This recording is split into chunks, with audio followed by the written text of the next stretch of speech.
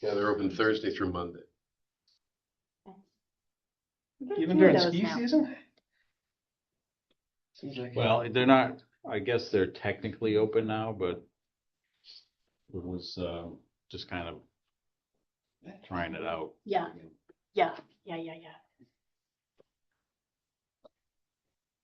Oh,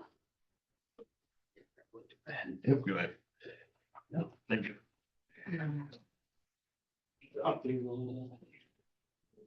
Also, there's a sign-in sheet up here. I don't know if did you. I'm sorry. Yeah, it's no worries. no, that's Tim's Oh, that's Tim. petition. Come on, Tim. What are you doing? This is the sign. Here is the Ow. sign. I thought you were trying to help me. I'm trying to help her. She's from Baltimore. Wow. To put the sign, no, the sign is floating around. So at 6:30, I'd like to call the meeting to order, and I'd like to invite you to stand as we pledge allegiance to the flag. I pledge allegiance to the flag of the United States of America and to the republic for which it stands, one nation, under God, indivisible, with liberty and justice for all. Thank you all for coming. There's a sign-up sheet floating around somewhere. So I appreciate you putting your name on. Thank you. First order of business is a public hearing for the zoning bylaw amendment regarding some signs, and our zoning administrator, is that your title now, Hugh? Yes.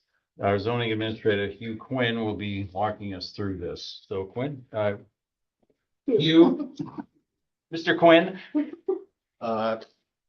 Yeah, the only thing I'll ask procedurally, do you need to open the hearing? Yes, he does. Need a motion to open your hearing. Okay, I'm sorry. I need a motion to open the hearing. So moved. Second? Tim and Ariana, the motion in the second. Any discussion? All in favor, say aye. Aye. Opposed, nay.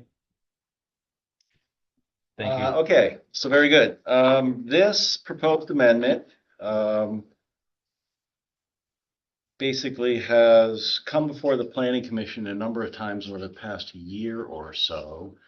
And for various reasons, we've deferred it a little bit, mostly for other planning commission work that was a little higher on the priority list.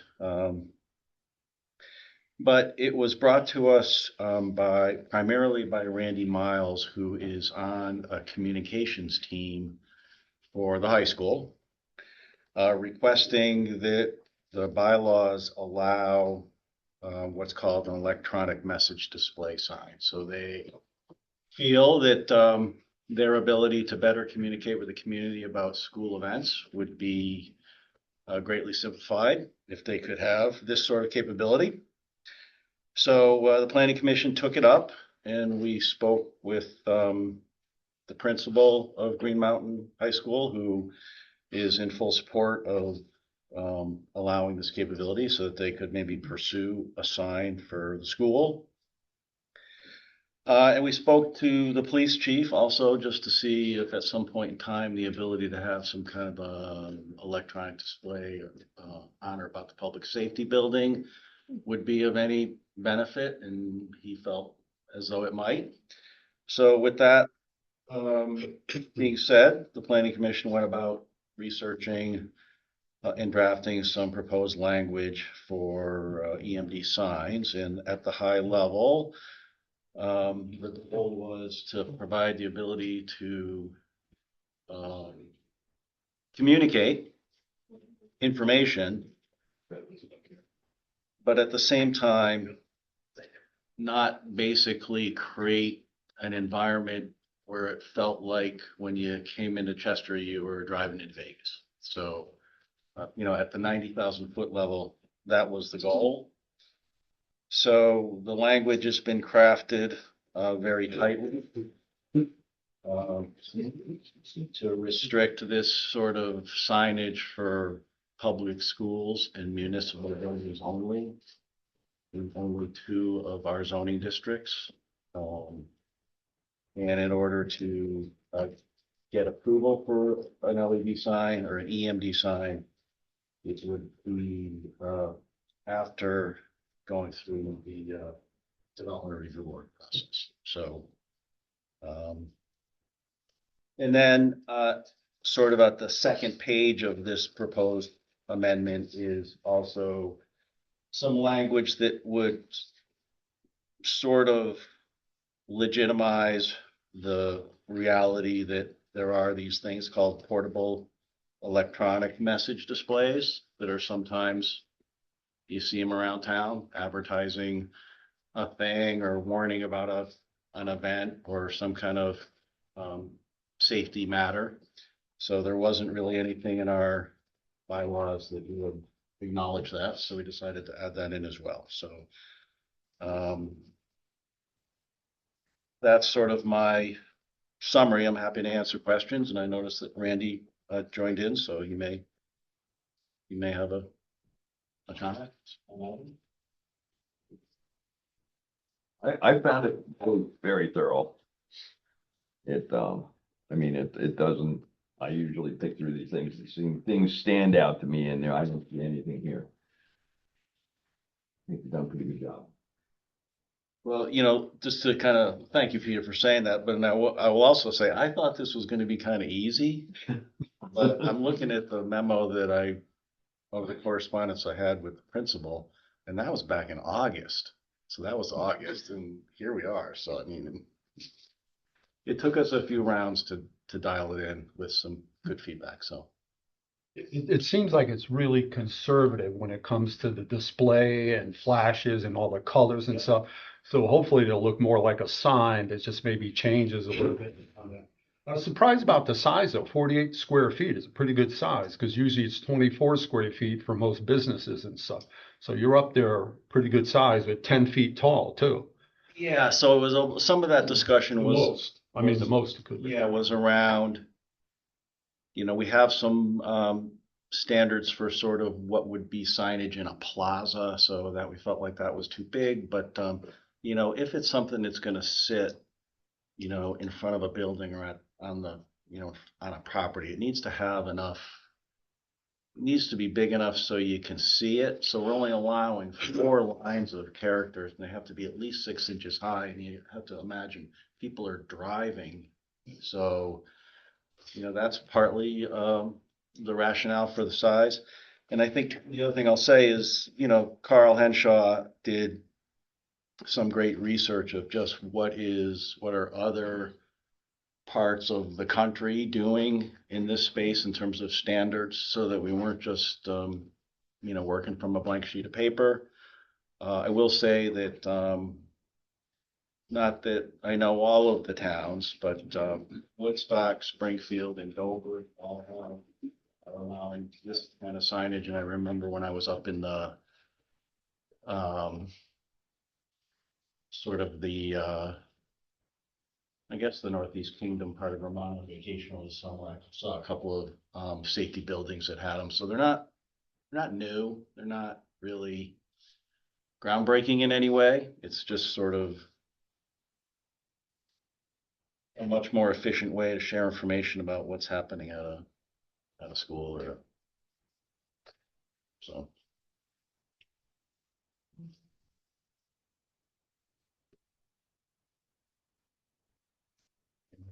Questions? I can't remember what I my mean, question again, it's great, it's thorough. I mean, you're gonna list the improvement.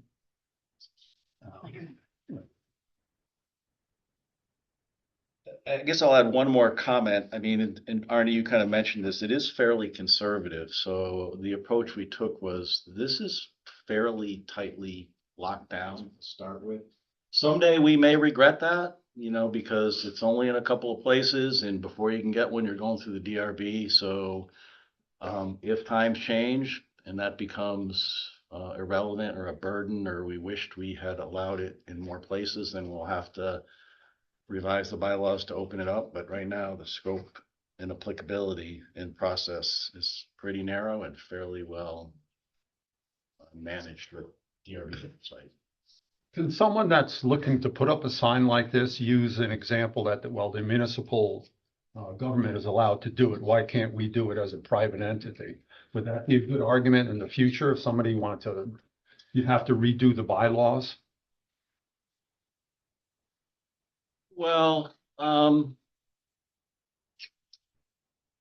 you know, like anything, I suppose, whenever you have some kind of a regulation, one group of people can say, hey, you're letting this, you know, sector do it, but you're not letting that sector do it. It's not fair. I don't know. I suppose that's possible. We didn't really worry too much about that in this first draft. Honestly, what we're trying to really manage is we don't want every business in Chester putting up an LED sign. We don't want LED signs in the green. So we were kind of trying to manage allowing certain organizations in certain parts of town to be able to advance their communication strategy while not, you know, opening the door to every establishment that might want to use LED signage for marketing or promotions. So.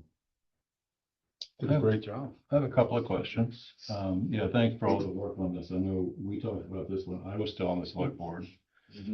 That was, seems like a long time ago. Do you happen to know the size of, or maybe Randy, you do, the size of the sign at Springfield Middle School? The dimensions of that? I think it's very similar to this. The height is the same thing to the very top. I think it's just under 10 feet. It's meant for a forward visual thing and not something you have to look up or away. Yeah, there was a lot of thought about sizing, height, and stuff like that. And like I say, I commend the board too for really being thorough before presenting it, you know, out to the public or to the select board. So 48 square feet would be 6 by 8. That's pretty big. I wonder if that sign's that big. Do you think it is? You could only use 80% of it, though, it says, so. Okay. Well, Okay. the other thing I'll add, Tim, since you brought up Springfield, one of the planning commission members, why am I blanking on his name? Maybe it'd be better if they left. Scott McDonald actually went to the Springfield side and took some Ah. measurements, you know, to make sure that we were sort of Good. doing. And he got some- arrested and thrown in jail. Yeah. So we did kind of look around and measure some things, and we were also requiring, you know, some of the stuff about the sign standards is it can't be a thing dangling in the breeze from a pole. It has to be inside a monument. Rigid. So it doesn't, you know, we want it to sort of have some level of attractiveness as a structure in addition to having conveying the information, so. Okay. And then my other questions are more on the portable sign. That's part of this amendment. It is. How does this, because I know that the PD uses a sign that they locate within the road right of ways, and as I read this, they won't be allowed to do that? How do you read it? PEMD sign shall not be located within a public road right of way within 20 feet of a property line or 75 feet of an intersection. So maybe I misread that. It can be in the right of way, but not close to a property line or an intersection. I think those are commas that are inclusive. So it can't be in the public right of way, the way I read it, or within 20 feet of a neighboring property, or within 75 feet of. That seems like it might be a problem. Other than the carve out, signs within the public road right of way are under the jurisdiction of the select board and are not regulated by this bylaw. So the law doesn't apply. Yeah, Yeah, okay. I mean, it's interesting, we may want to explore the need for the comment if then we've got the exception Right. already in the rule. Right, and so, thanks for reading the rest of the sentence for me. I know I could count on you. Well, and I will say, one of the things that came up when we were discussing the portable signs was there was some discussion about the electronic sign that was placed as you come into Chester saying, hey, the Chester festival is this weekend or that weekend. So we've always been.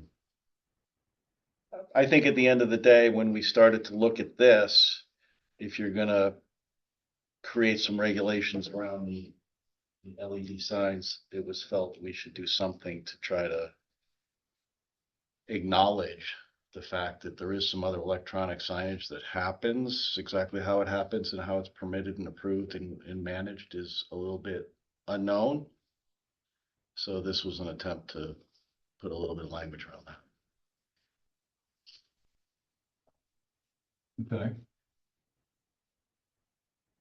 So I'm just trying to digest that paragraph two still. So the police department signs are not under the jurisdiction of this bylaw? Is that what it says? Yeah, That's the way you read it? That's the way I read it too. Okay. Okay.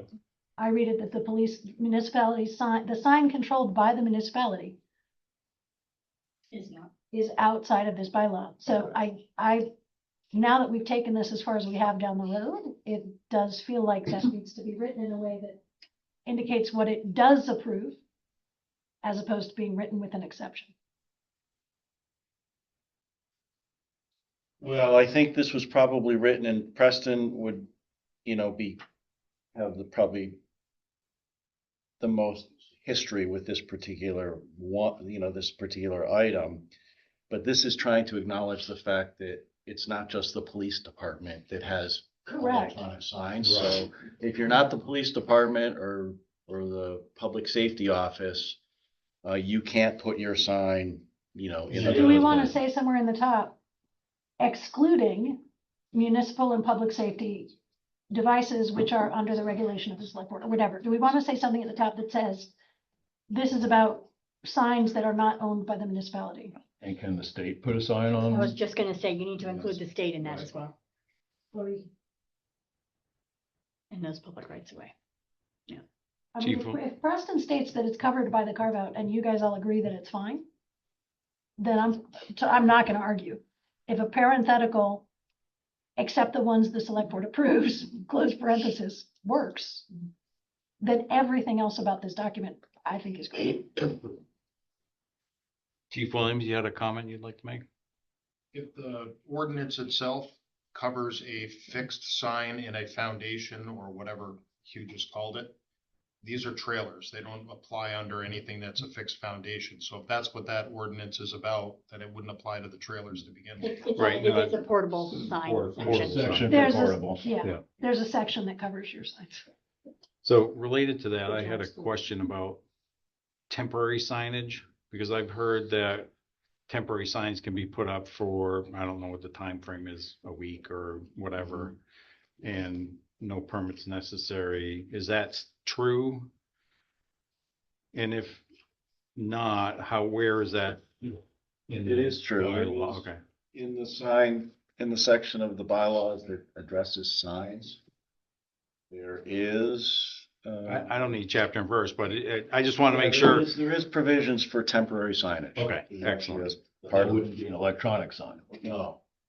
Right. Well, theoretically not, but yeah, it goes along the lines of the trailer mounted one. I mean, those are electronic. You could probably get anything you want and put it out for 2 weeks or whatever the number is. And I'm just wondering where we're covered, and based on this particular paragraph, we're covered for that because this body has to approve that. The other question I have for you, Hugh, is related to internally lit signs. I know that there's a prohibition of internally lit signs in Chester, or there was. Is that still true? Because I've seen internally lit signs around town. I'm just wondering if this opens that door to more lit signs. No, I think somewhere in here I will probably find that there is some language that allows internally lit sign as like an open closed sort of, those neon signs. Sure, yeah, yeah. I have a feeling if I spent a little more time looking for that, I would find that may be carved out somewhere. But so if the question is, so what was the question? By allowing EMD signs or LED signs or internally lit signs. Right. Is that going to open a door to more internally lit signs? Because we do have them in town, even though they're theoretically prohibited. we do have them in town, and not, the ones, open signs that are inside, Yeah. I see those as part of the building structure and not necessarily a sign that's advertising a business or whatever. I don't know if there's a difference there either, but So aside from the open close signs that are in the building, I don't think internally lit signs are permitted. okay, well, we do have them in town, and I Okay. pointed out to Preston at one point. I guess I can say the M&T Bank, if you drive by there right now, you get a blast of light in your face because where the ATM is. And I realize some of that is safety. You got to have lights for that, but Yeah. I mean, it says M&T in 1,000 lumens or whatever's coming out of that sign. If I recall So- the history on that, that had something to do with the pre-existing sign. Okay. Yeah. So, and I know that Sunoco also has Same that, thing. but the question is, are we opening the door for more Like, with this type of thing? Well, not the through this. very first sentence of this document, EMD signs are, mixed use only.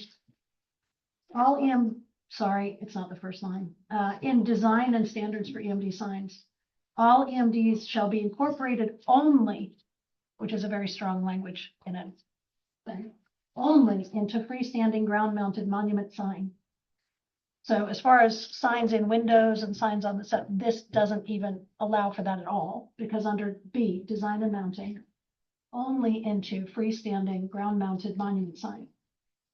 Well, the other thing is, if you're not a school or a municipal building, you're, And we can't. Right, but to Arnie's point earlier, are we setting precedents and then somebody's gonna come along and say, well, I want a sign like this and I'm gonna sue the town? I mean, I guess it's always a possibility, no matter what we do. anything's a Regulate. possibility, I That's suppose. zoning yeah. in general. Some things Yeah. are allowed in some districts, some things are allowed. I mean, that's the whole philosophy of That's how zoning. works. People can. Yeah. Feel as though they're not being treated fairly and try to advance their cause through courts. Right. Okay. Any other questions or comments? I too appreciate the brevity and the clarity on this. It's not taking us 4 weeks to go through it. Yeah. So I I appreciate mean, all the The work. last time the planning commission has been in front of the select board, it's usually been, hundreds of pages or something really complicated and messy. So I was hoping that, so I appreciate that you appreciate it's not complicated this time. May I speak, please? Oh, yeah, Mr. Mancuso, go ahead. How do you do? Happy New Year. You guys don't need to reinvent the wheel. Quite frankly, there's a lot of lighting ordinances already out there as to what type and kind of light anybody can, use in a municipality. Ask me how I know. I've been in the trade for 40 years.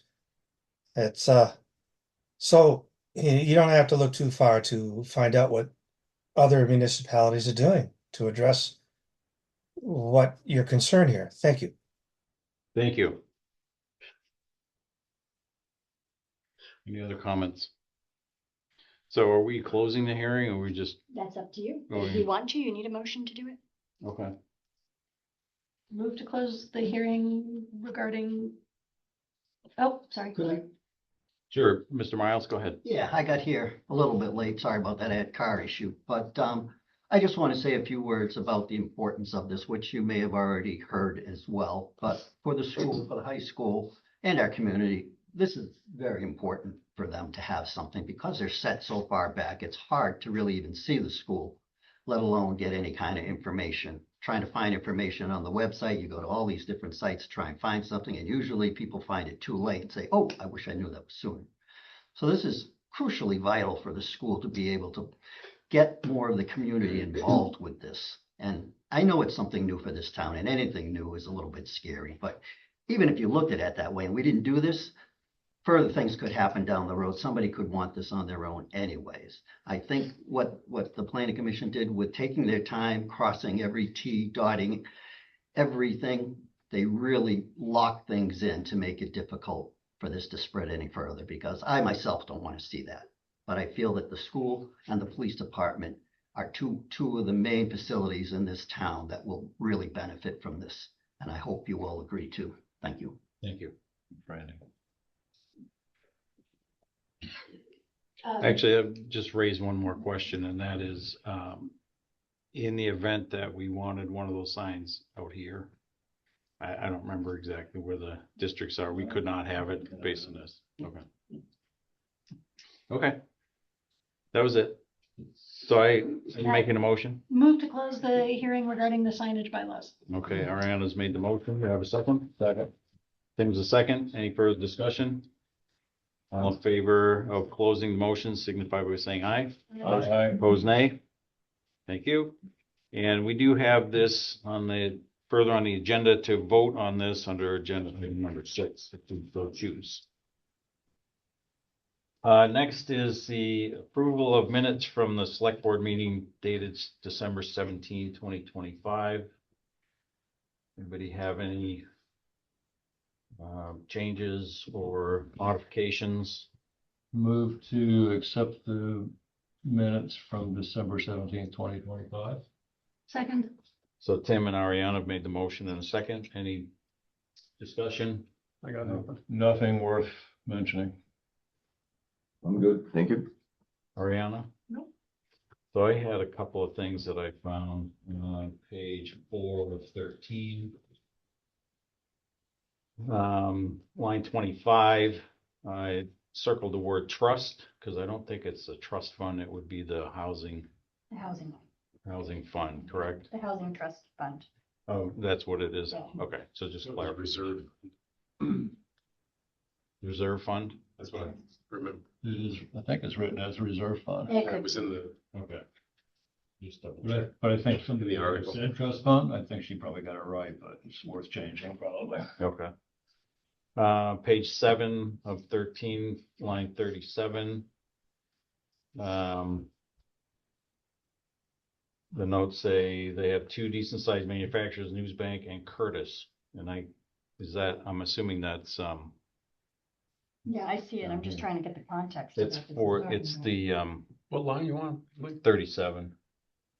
Isn't that the, Schlotterbeck and Foss. yeah. That's what I thought it was, but I can't, Drew's, maybe that's Used what. to be Drew's. I guess it's still branded Drew's, right?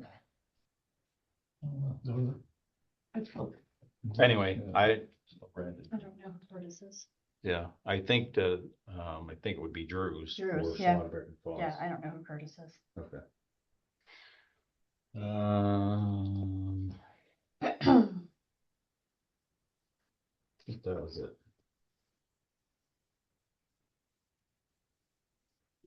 That was all I had. Anything else? All in favor of the minutes as annotated, please signify by saying aye. Aye. Opposed, nay. Thank you. Next is citizen comments. If anyone has anything to bring to the attention of the board that is not part of the agenda, now's your chance to speak. Mr. Mancuso, Happy New Year. thank you. Anyone else?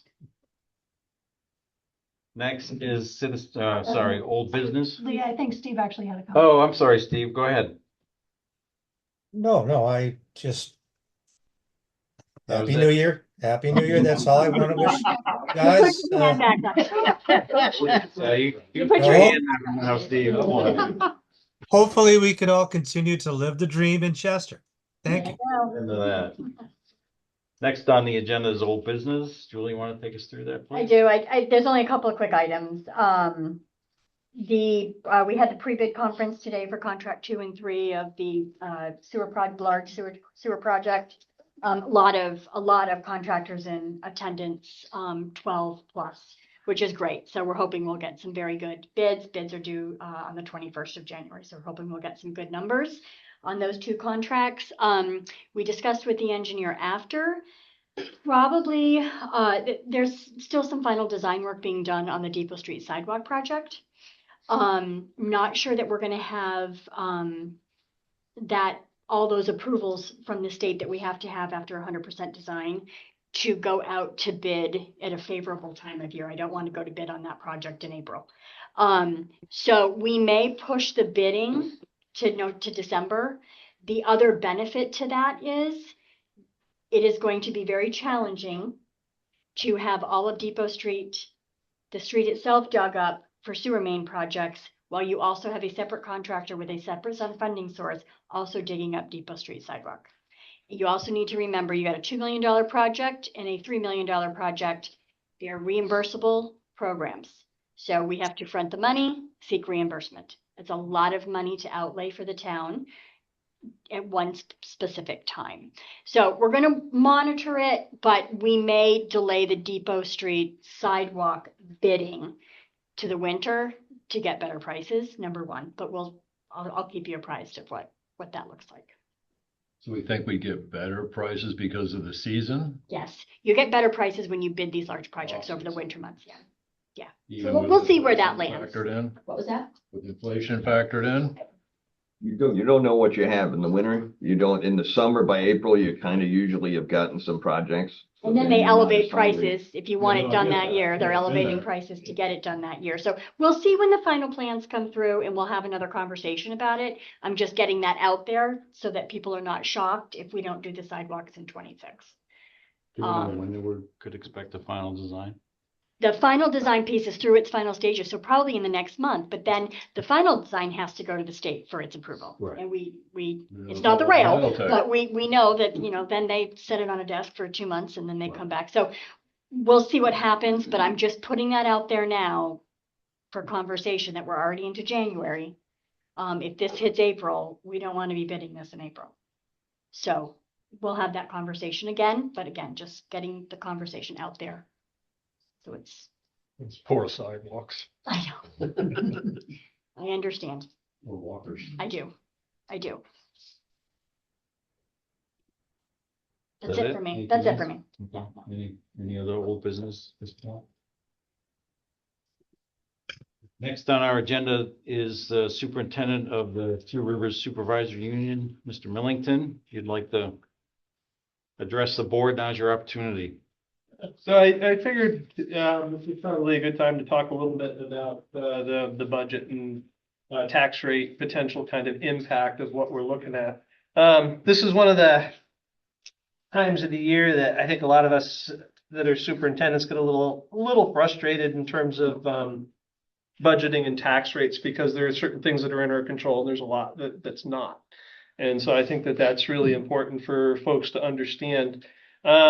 In terms of the presentation I've given you, we can go through the whole thing or just specific slides. I'm also happy to talk about if the select board desires, any kind of trends that are happening in and around the state, redistricting, things like that. But I think slide number 2 is usually the most important. And it's the idea that you do have local control. Local control extends to being able to determine, what your school budget, what your district budget is going to be when people go out to vote in March. Your local control stops there. You do not have local control over what your local tax rates are. The reason being is because of how education funding is set up in the state of Vermont, is we pay for everybody. So in other words, when the towns are voting on their budgets in March, basically what they're doing is they're generating a bill that's going to go to the state. And so when all the voting is done, all the districts, all the towns across the state of Vermont have voted in their budgets. The state tallies up that total and then divides that total cost across all taxpayers in the state. So you do not pay locally really for your own district. You are paying for all the operations of all the schools across the state of Vermont. And so what that means, if you take a look at the education fund, the $2.7 billion of that education fund that is used to fund education across the state, your district, Green Mountain, is only 0.6% of that fund. So 99.4% of what happens in terms of your tax rate is not in your control.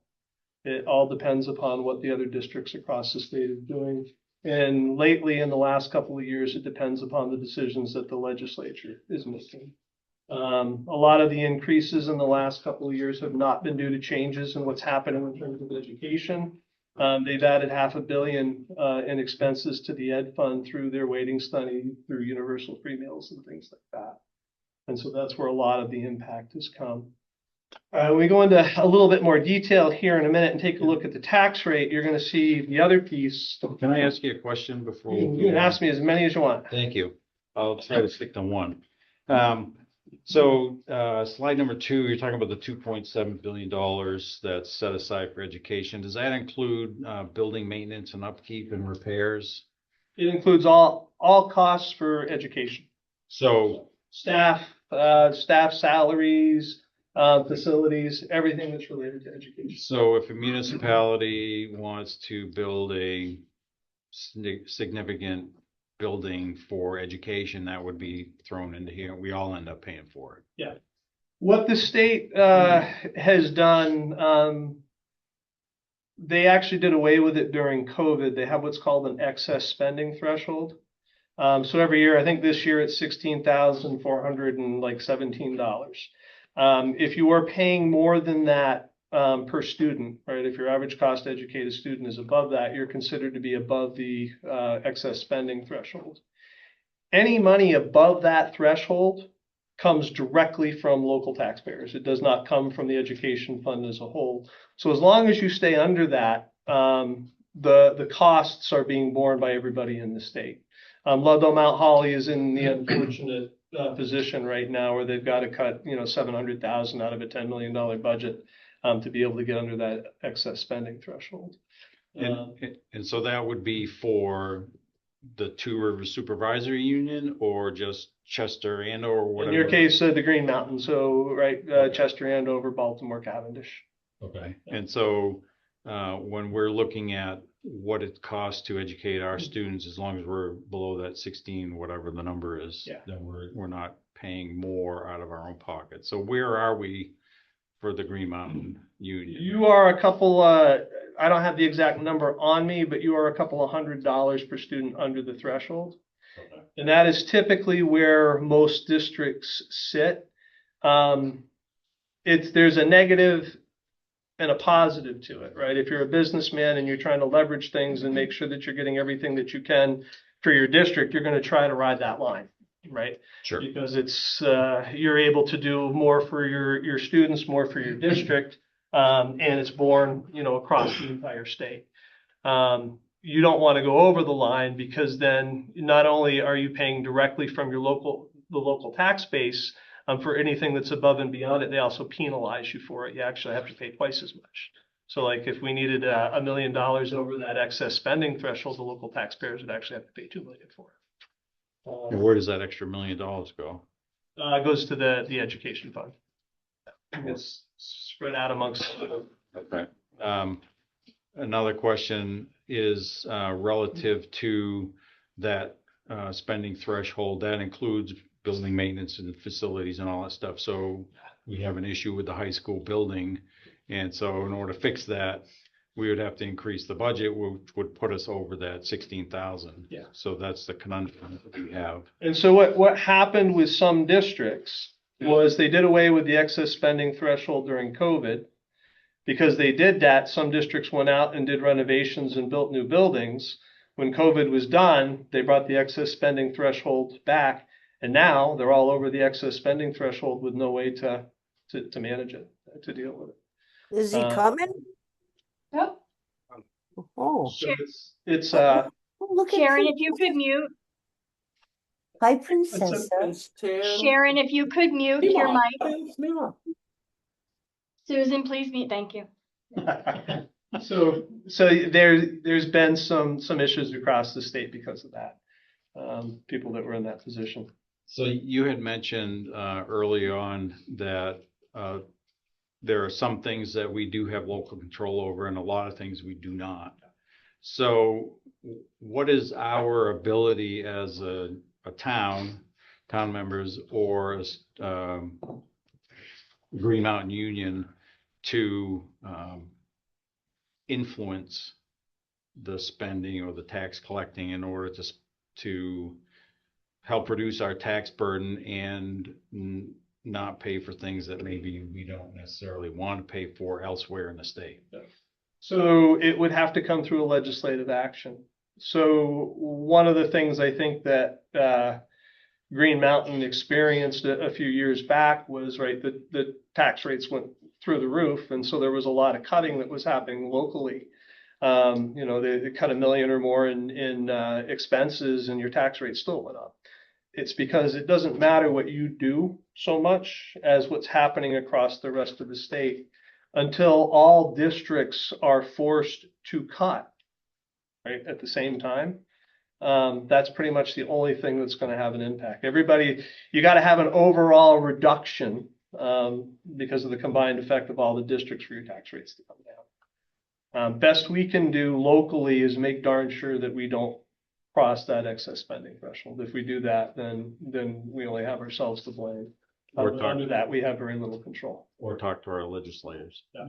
And so they have with the redistricting, you know, the Act 73, the redistricting act for the most part, there are provisions of it that will cause some of that to happen. It's unlikely that they're actually going to force redistricting. I do not think the legislature has the stomach for it. They're going to have to decide, and especially given the fact that the redistricting committee that was supposed to put a plan in front of them kind of punted.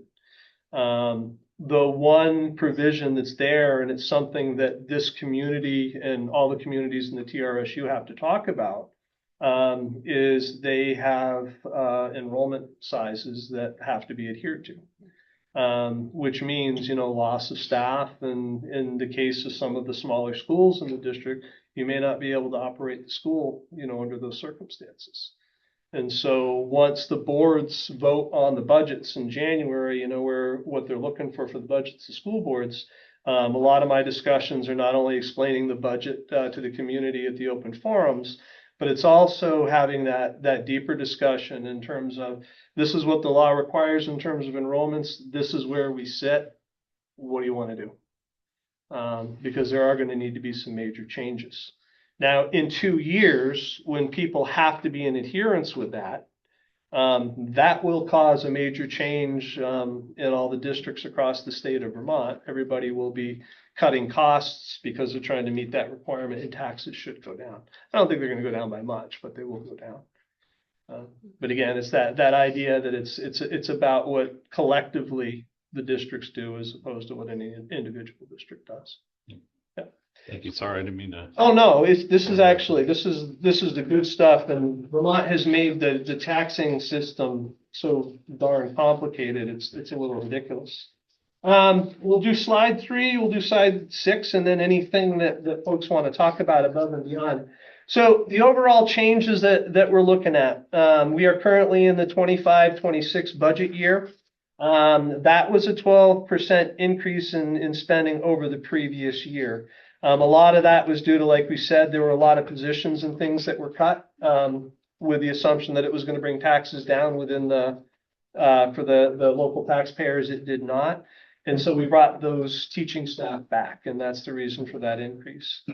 As we're looking to go into next year, 2026, 2027, we're looking at a 3.78% increase going from this year into next year. And by comparison, if you look at New England inflation has been 3.1% over the past year, and it's currently 4% this month. So we're kind of right in line with where the inflation is. So we're looking at an overall increase to the Green Mountain Union School District budget of a little over $700,000. If you flip over to the predicted tax rates, here is what got the taxpayers across the state last year, and it's the story of that common level of appraisal, right? If the value of your properties, this is probably the easiest way to say it, if the value of your properties changes from year to year, if it goes up, the state does an annual survey, and it's going to charge you for that increase in value. And so CLA is a way of predicting, you know, what the increase in values of property, or what the change in property values is, and using it to make sure that people are paying their fair share each and every year. So if you take a look at Chester, your current tax rate right now in the year that we are sitting in is $1.86 per $100 of assessed value of your properties. For the schools. For the schools, yeah, so, yeah, this is completely separate from the town, we're separate entities. Clarify that. Yeah, which is important. What we're looking for in this level service budget that we've built, level service means we're not adding anything, we're not taking anything away, we're just trying to maintain what we currently have. The tax rate would be 220. So you're looking at a 34 cents increase for $100 of assessed value. Let's dig into that number a little bit more. 10 cents of it is due to changes in education spending. Right? And again, that's statewide, right? Because it's the state that impacts that, what all the districts across the state are doing. 24 cents of it is due to changes in property values. And that was the story last year. 3/4 or so of what the tax rate increase that people experienced on the school side of things was due to the CLA change. The state actually kind of hid the impact. Last year, they added a statewide adjustment to the formula that kind of made it so that you couldn't compare CLA from year to year. But the majority of the increase last year was actually due to the CLA changes. So you brought up the formula, the magic formula, and I understand that you understand it to a degree, and I'm wondering if you can explain it. Which piece of it? Whatever. It just seems like it's a black box and numbers go in and numbers come out and nobody understands how the numbers are calculated. So let's CLA is probably, that's been the biggest impact on taxes last year, and it will be again next year. Common level of appraisal. So if the common level of appraisal is at 1.0, if it's at 100%, it means that the value of the properties on your grand list in your town exactly match what the state, when it was surveying what housing was selling for and properties were selling for. It says, okay, yeah, you've assessed it at this much, and when we did our assessment based upon what things were selling for, we're in agreement that your assessment is correct. In most cases, a lot of towns haven't been able to reassess because there's only 2 assessors in the entire state of Vermont. CLAs are low. And so what that means is if you have a CLA of 60%, which I believe is probably the range that Chester's in, We right? just got it today, it was like 58, Yeah. 9. So when you're down there, what it means is your assessments are only accounting for 58% of your overall value. So the state's going to expect you to pay the additional 42 on the additional 42% of value that you're missing. And so that's why you see these dramatic shifts in taxes, is because you're paying for that difference. Now, it's when the CLA changes that you see tax rate changes due to CLA. And typically what's been happening is I think you were 70-something% and now you're 58. So it means your assessment is even less than what the state says it should be. So you're going to be paying even more next year. So most of what you're experiencing in terms of the school tax side of things last year and this year is the CLA piece. Yeah, the education has something to do with it. We're about a quarter to a third. But 2/3, 3/4 of it is really what's happening in terms of the state formula and how it manages, changes in property values from year to year. And if you do anything with your taxes because you think they're too high, the school taxes, and you vote it down, you bring it down 10%, you're not going to save 10%. You're going to save you're still almost nothing. No, because that 10% is not paying directly for your, right? 99.4% of that is, so you're paying it anyway. So what's the advantage of lowering taxes or not passing a budget that you're not going to? It just makes our lives miserable. And Staying under the cap. yeah, the only thing that matters is staying under that excess spending threshold. So we did the actual calculation when we were explaining this to Ludlow Mount Holly. So my numbers will be in the ballpark. They won't be perfect. So we did this assumption of, okay, we're going to pretend that we have no kids to educate in Ludlow Mount Holly. And so we're going to shut down all our schools. We have no kids to pay tuition for. What's our tax rate going to be? Their taxes only would have gone down by about $60 on the average home if they completely had no kids to educate and they were running those schools. And again, because you're paying to run everybody else. Schools. Right, so by taking your example, the implication is if there were absolutely no schools in those towns, each town is still paying into the overall fund. Yeah. And the reality is, and I'm going to oversimplify a little bit, if the town repeatedly votes down a budget, eventually the taxes are just gonna get imposed on you anyway, the way their system's set up. So it's, all it does is when they go down, as long as we're doing our job, keeping things under the excess spending threshold, just keeps us from doing our work educating kids, because we're trying to save them. So it sounds like besides maybe changing the delivery system for education and the structure, Yeah. we should also change how they raise the funds, the tax base, because why have a control that means nothing? Yeah. Because we as the taxpayers could do whatever we want and it's not gonna make any damn difference. That's right. And that's the key piece that people need to realize. You have a wealth distribution system. In 93 or 96, whenever Act 60 came into place, which was the new education funding, they had all these small schools across the state that they just could not survive on their own. They just didn't have the tax bases to support the schools. So the state said, okay, this isn't fair. There's got to be equity in education. So what we're going to do is we're going to set up this wealth redistribution system, which is what this is, where it's really taking money from the wealthier towns and paying it to the poorer towns to subsidize their schools. Well, that was a great solution then, but it was never meant to be a permanent solution. They gave them 30 years. It gave them till now, because we're about at a catastrophic collapse in terms of taxes for schools. To do the right thing. And the right thing was, okay, what were the problems? Why weren't those towns able to support themselves? Well, they didn't have a big enough population. They didn't have housing. They didn't have jobs that provided livable wages. And so those were the three things that the state should have been working on for the last 30 years and didn't. And so that's where the true fix is if they want to keep this sort of an education funding system. But if they do not change the system itself, this system will collapse. It's either going to collapse this year or next year. So enrollment is a big factor in this as well, right? So the bigger towns that are attracting new residents are able to stay below that threshold and still collect more money for their schools. Yeah.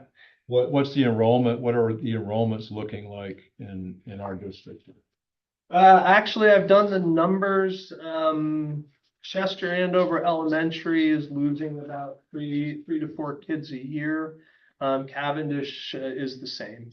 So overall, if I would go back on a 10-year trend, the district's, losing probably a total of 10 or 11 kids per year. Yeah. Yes. Including Green Mountain. Yeah. Yeah. So it's a downward trend. One of the big issues and one of the big cost drivers right now is special education, and that's true across the state. The types of disabilities that we have to try to manage with kids have gotten pretty severe. They are primarily emotional disturbance and autism right now. And those kids need a lot of support to be able to succeed. And the percentage of students with those disabilities has been skyrocketing. Well, those disabilities relate back to a few things, and poverty is one.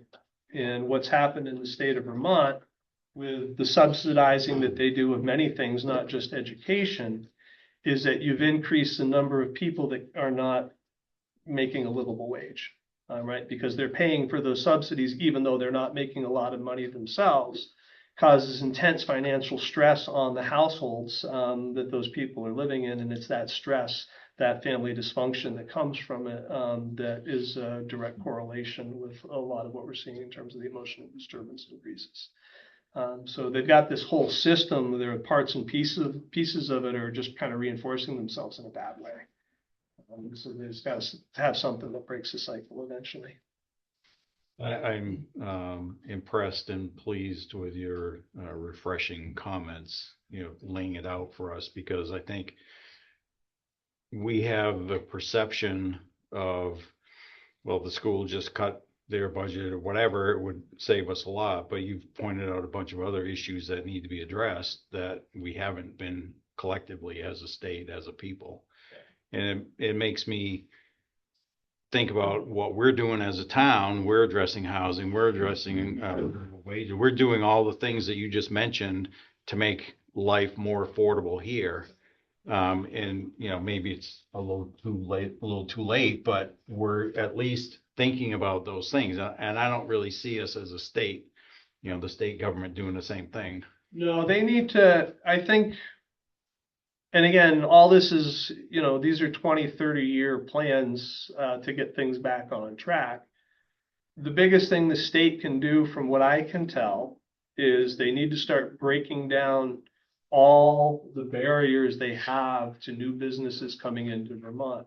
And I'm talking new businesses in fields that provide livable wages to people. We got plenty of jobs, right? But the tourism jobs and things that we have don't provide a lot of people with livable wages. They'll give them a wage, but they're not getting them over that line. And the industries that are out there now that the state should be pursuing aren't ones that would cause harm to the environment and things like that. It's legal consultation. It's consultation for data processing and cyber, what do you call it, cybersecurity. It's things along those lines. But we need the, Artificial intelligence is gonna take over. but we need the educated workforce. And that's That's our your job. right? If they can start to set up a plan, and that's a beautiful, beautiful connection. If they can set up the plan of the businesses that they want to attract, that are going to provide those above the livable wage line, then the schools can retool themselves to make sure that we're the ones that are supplying the people that take those jobs. It doesn't seem like that, a lot of those problems that you're describing are a Vermont problem. It's a national problem when we talk about income inequality, about middle class, about pay, Housing. about housing, about health benefits. That's across this whole country, and we're trying to solve these big problems at a local level. And it's really difficult to do that. It's magnified here because we're such a small population. And that's the other piece. So yes, there are other states are going through the same kind of pains. But because we have a small population, it kind of magnifies the impact of everything. And it also reduces the ability for us to be able to go after it effectively. So, Ann Henshaw, you have a question you'd like to ask? Yes, thank you so much. Mr. Millington, can you speak on how rising healthcare costs are affecting school budgets? So healthcare costs are a driver as well. They typically, the cost, so if we take a look at let's say a typical teacher, if we're going to be planning for a teaching position, we're probably looking at planning on 106,000 with 40,000 of it being for the health benefits, right? The health and benefits package.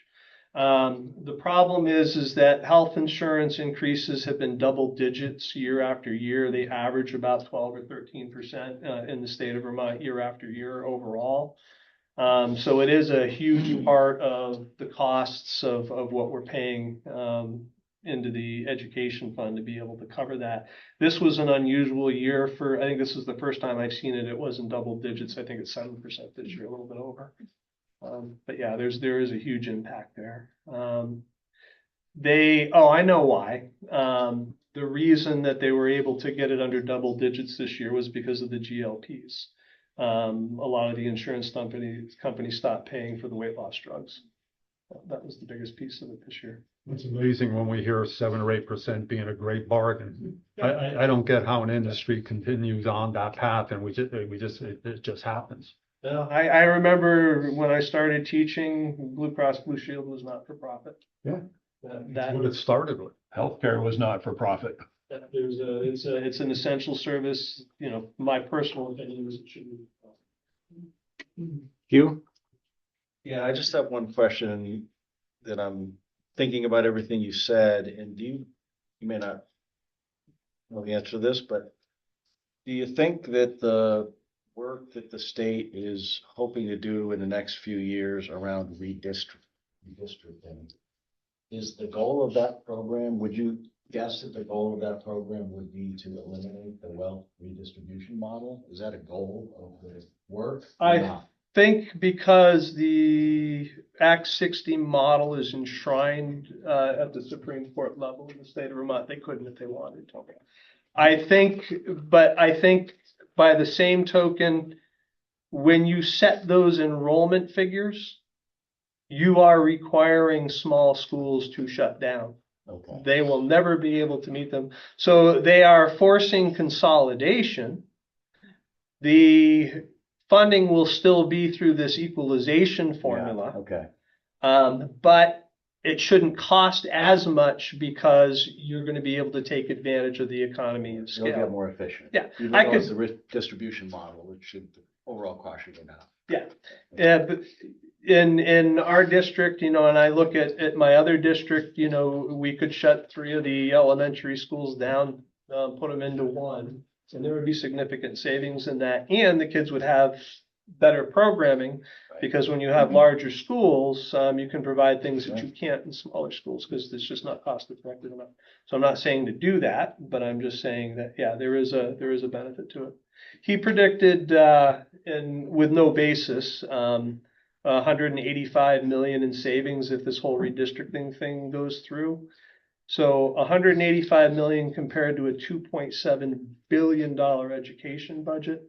That's a lot of pain to put people through for what's only going to save the average taxpayer about $300 a year on their school taxes. Right? There's better ways of doing it. So it's an attempt. And I got to give credit for having the gumption to stand up there in front of everybody and say, we got to do something and here's a plan.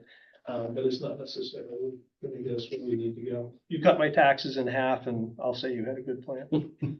Yeah. You take $300 off my taxes and it's like, Right. because they're so high, it's a drop in the bucket. The governor basically, the state address, it was all about education the whole time, and usually that's not the case. It's Yeah. spread across different items and different topics. But it was unusual that the whole statement was all about education. And pushing the redistricting and pushing that Act 73. Well, if you remember Act 46, this is just a bigger version of Act 46, the forced consolidation. Act 46 didn't save any money. It actually cost money. The state never did what it was required to do, which was to study the impact in terms of cost and on academic achievement. It did the reports, but it didn't go into detail on those two things. There was a researcher from Yale who picked up that lost piece and found that we ended up spending a little bit. The cost to educate a student went up about a little over $1,000 per student because of the impact of Act 46. And so now we're looking potentially at something on a much larger scale. But you also, the last piece, and I'll leave it this unless there's other questions, is the academic achievement piece. Is that when academic achievement is directly tied to financial resources. So what happened in the state is you had high-flying schools in the state. Vermont was in the top 3 consistently in the country, in the nation. You had other districts that didn't have the resources, that didn't perform as well. But what they did with this redistribution is they tore down all those high performers to bring the lower performers up a little. And so when we talk about, why are our scores the way that they are across the state? Well, one, it's because our testing system isn't testing what we're expected to teach. That's part of it. But the real reason is that's what happens when you equalize things, right? You tear down the highs and you bring up the lows and you end up somewhere in mediocrity. And that's kind of where we are. And again, I'm a humanist. My personal philosophy is we help out everybody we can. But when I set that aside and look at it from a business perspective, that's the piece that I'm talking about. So is there anything that we as a board can do for you as the superintendent of schools? I think the more the little tax rate pieces go out, people were really upset, understandably, when they got their tax bills this year. But we had done the same tax sheet last year showing people what the tax rates were going to be. We were within 1/100th of a cent on that sheet. So we're not dishonest with anybody. I just want to let people know we're pretty darn close in terms of the predictions. One of the things that the board did last year in making that decision was they had 3 or 4 options, and they realized when they looked at those options, just what we were talking about, we can cut and our tax rate's going to be here. We can do some of it and our tax rate's going to be here. We can do all of it and our tax rate's going to be here. So why aren't we doing this? And so just so that people recognize that. CLA, what all the other districts do, and tell the darn legislature to stop adding $500 million to the ed fund costs over a period of 3 years. Those are things that'll help. Thank you. Any other questions? Yeah, I have a quick one, but it's not related to our taxes and stuff. Well, it is indirectly and stuff, but the teachers have been working without a contract for this school year and stuff. Is there any progress in that? Is it gonna be? It kind of doesn't help morale for teachers when they're working without a contract, and then you hear all these things that are going on, and they're not asking for much, it seems, but I don't know the details. So there's only so much I can say until a contract is settled. I will say that they are asking what the going rate is in and around the state. The going rate in and around the state is anywhere from 15 to 19% increase over. There was one sticking point. So for the last probably 6 months, we've been this close. There was one sticking point, which I think we have worked out. And so the hope is that when we meet on the 13th, we're going to walk out of there with an agreement. But nothing's guaranteed. I can't guarantee what the other side's going to do, but we've been this close for. Was the sticking point equal pay for the people that were there, the teachers? I know that was a big. It's a little bit more complicated than that, but yes, that's the piece that they're concerned about. Yeah. Thank you. Yeah. Anything else?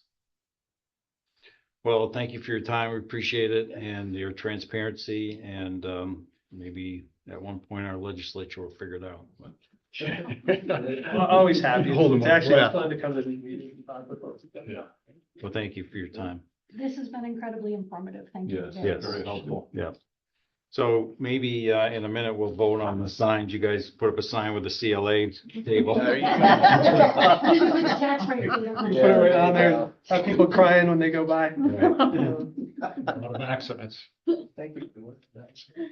So next on the agenda is adoption of the zoning bylaws amendments. And you guys want to discuss this, vote on this, think about it a little bit?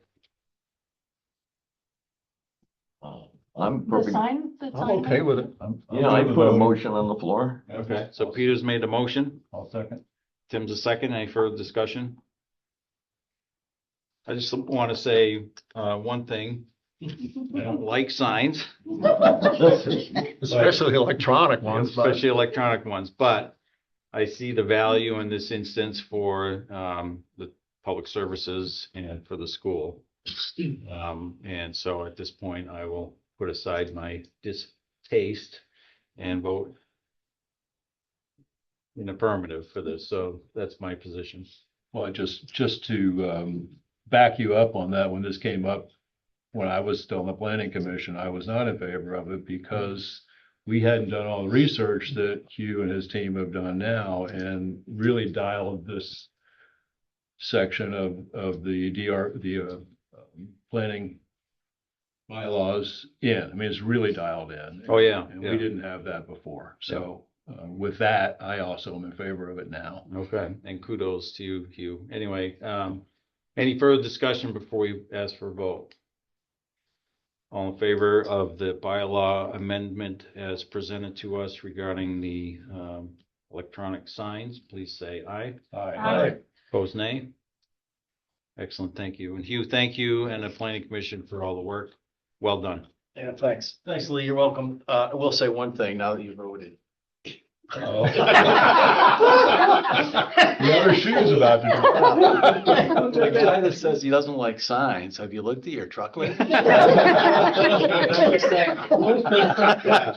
It was a big arm twist to get there. Yeah, couldn't let that one- That's just temporary. It's never in one spot. Okay, so it's a mobile sign. Exactly. yeah. Okay, well, it's a sign. It's covered. Just be careful where you park it. Touche. All right. Right on. All right, moving right along. Thank you.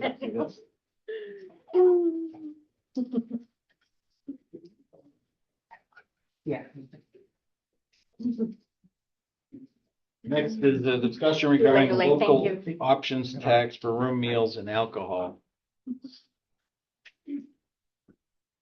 So we had asked a couple of questions relative to other funding mechanisms or sources for this Housing Commission Reserve Fund.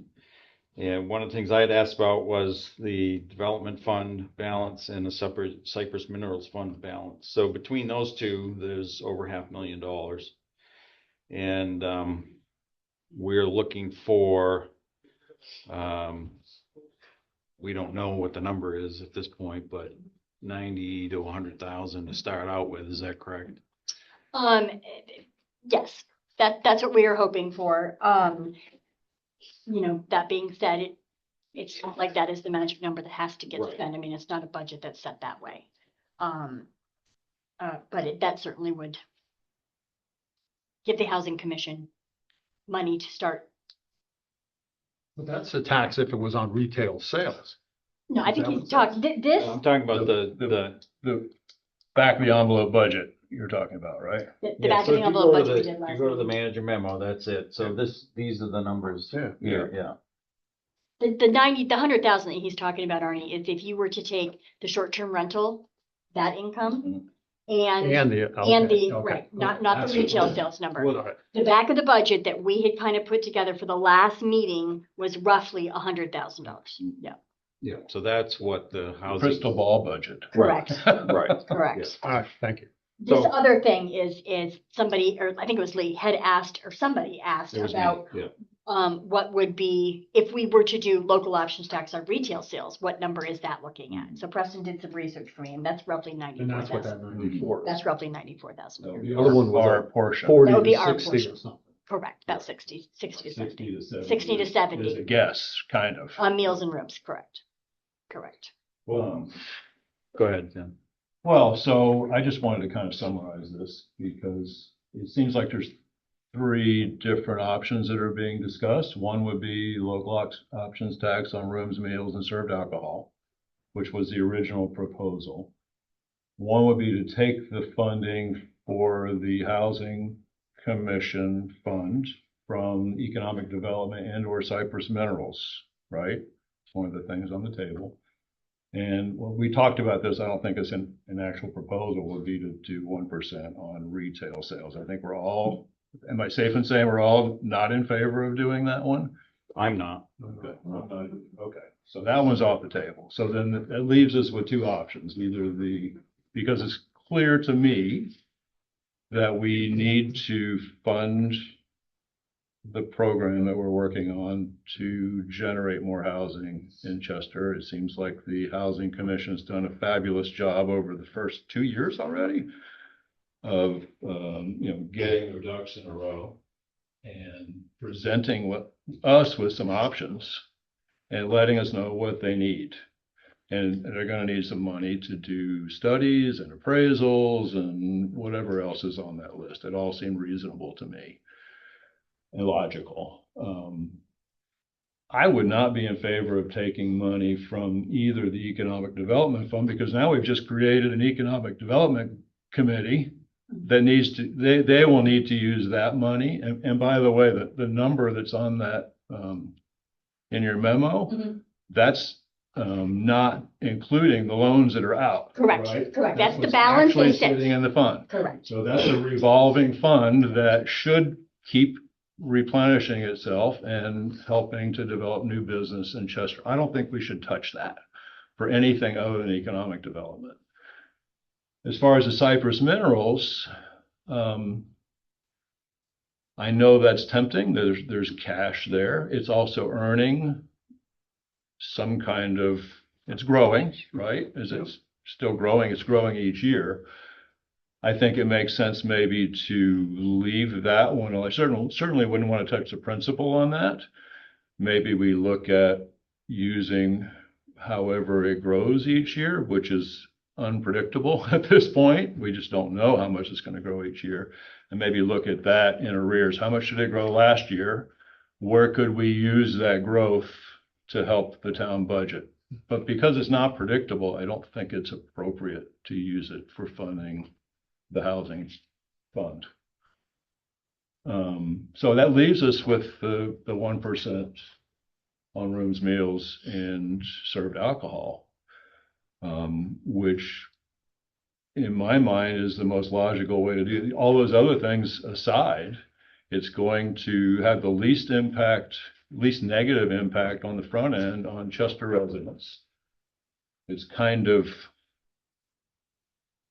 it's going to take a lot more from visitors to town than it will from residents, I think. I think that's a fair assumption. Would you agree, Julie? Yes, I do agree. Yes, because it's hitting the rooms.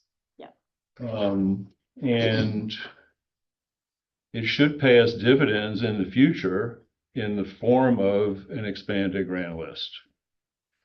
So we should ultimately realize in 10 years, or 5 years, or 15 years, a return on this is an investment in the town. And I think it's by far the best way to do it. So needless to say, I'm in favor of putting this on the ballot and letting the voters decide. And just in summation, if I would actually want to change one thing in what's in the warning, I would want to change it from 5 years to 10-year sunset, because we've heard that it's probably going to take 10 years before we get any major development done in the town. So if we're going to sunset it, I think it should be a 10-year sunset, not a 5-year sunset. And knowing that it's going to be up to the voters, it's not up to us to approve this thing, it's up to the voters of Chester, and that they can always, if it's they're unhappy with it, they can always petition to get it back on the ballot to repeal it. So that's my speech. So I'll only take one issue with what you said. I think there are more than 3 options. We just only have 3 listed for us. There are other ways of raising money. As an example, we could put this in the budget. You know, every year we budget a certain amount of money to go into this. It's going to come from the taxpayers. Exactly, but that is an option. It is. Not one we really talked about. Yeah, and so I'm just wanting to make sure that we all realize it's not just 3 options, but there are other options out there that we may not have. Also the option of not funded at all. Yeah, that's also another option. I guess the question is, how do we want to present this to the taxpayer, and what's going to cause the least amount of pain to us as taxpayers and our business community? So we've heard from several business owners in town who have said, I don't like this because it's perception of going from 9% to 10%. I do take a little bit of issue with the perception that it's only going to, or mostly going to impact tourists. If you go out to eat as a resident in town, you're paying that tax. And so while we don't necessarily go out to eat a lot, I think that it's going to impact people who might say, I can't. But it's not a necessity. No, it's not. No, absolutely not. But the point is, we're trying to figure out how to cause, I'm trying to figure out how to cause the least amount of pain to the fewest number of people. And I think taxes are not a good way to do that. I think that just the perception is part of the issue that we're facing. And so from my perspective, I would rather take $100,000 out of the Cypress Mineral Fund and give it to the Housing Commission, and then maybe with the stipulation that it gets returned to that fund after a period of 10 years based on, you know, the increase in the grant list. I'm not sure how we would do that. The point is that we have that money that's been sitting there for 15 years. Since 97. I can't do math in my head, but it's a long time. 30 years. Okay, 30 years, and we've not done anything with it. So to take half of it out and use it for something that we see as a great benefit, to me, is my preference, because I think that will cause the least amount of pain. But that's a one-time. So if you take 100,000 next year, what are you going to do the following year? Take another? I don't think we should complete that fund. Go ahead, Ariana. Do you want to respond to that? No, that's fine.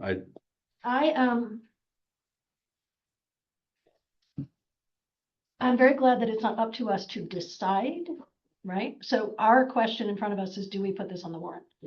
I'm gonna take 1 second and say, if it was up to us to decide, just so we understand where we stand. At this very moment, I'm not for the options tax. I am actually very much for the mineral funds. For exactly what you were just about to talk about. In my head, it was take the 47 and leave exactly 200 in there. So then we can track what's happening with the mineral funds. I feel that this fund needs to be seeded. So I do think we're looking for a one-time contribution right now. Because when asked, what are we funding? We say things like, it's a crystal ball budget. Oh, it's only back of a napkin. Only it's this, only it's that. And at the same time, our education taxes and funds are, well, we don't know, we're waiting to see what the state does. So right now, today, on January, whatever, 2026, my feeling is seeding it with a one-time investment to give it legs to start rolling.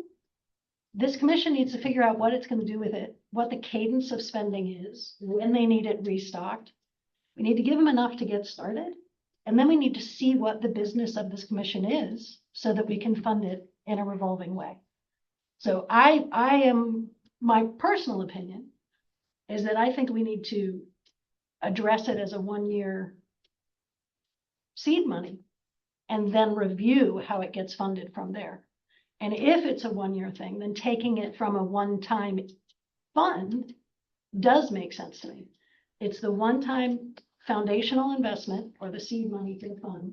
And then after that, it needs to be funded. How would it replenish though if we seed it for 1 year? My opinion is that we shouldn't be talking about 10 years of budgeting for something that nobody can give us a budget for.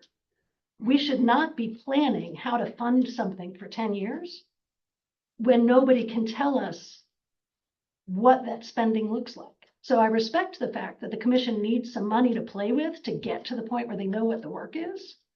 But I'm reticent to create a funding policy that goes on and on and on for years without having anything to reflect on. You could also fund it one time to get started and then take up the local options tax discussion next year. I mean, local if you options choose to. tax doesn't come off the table ever.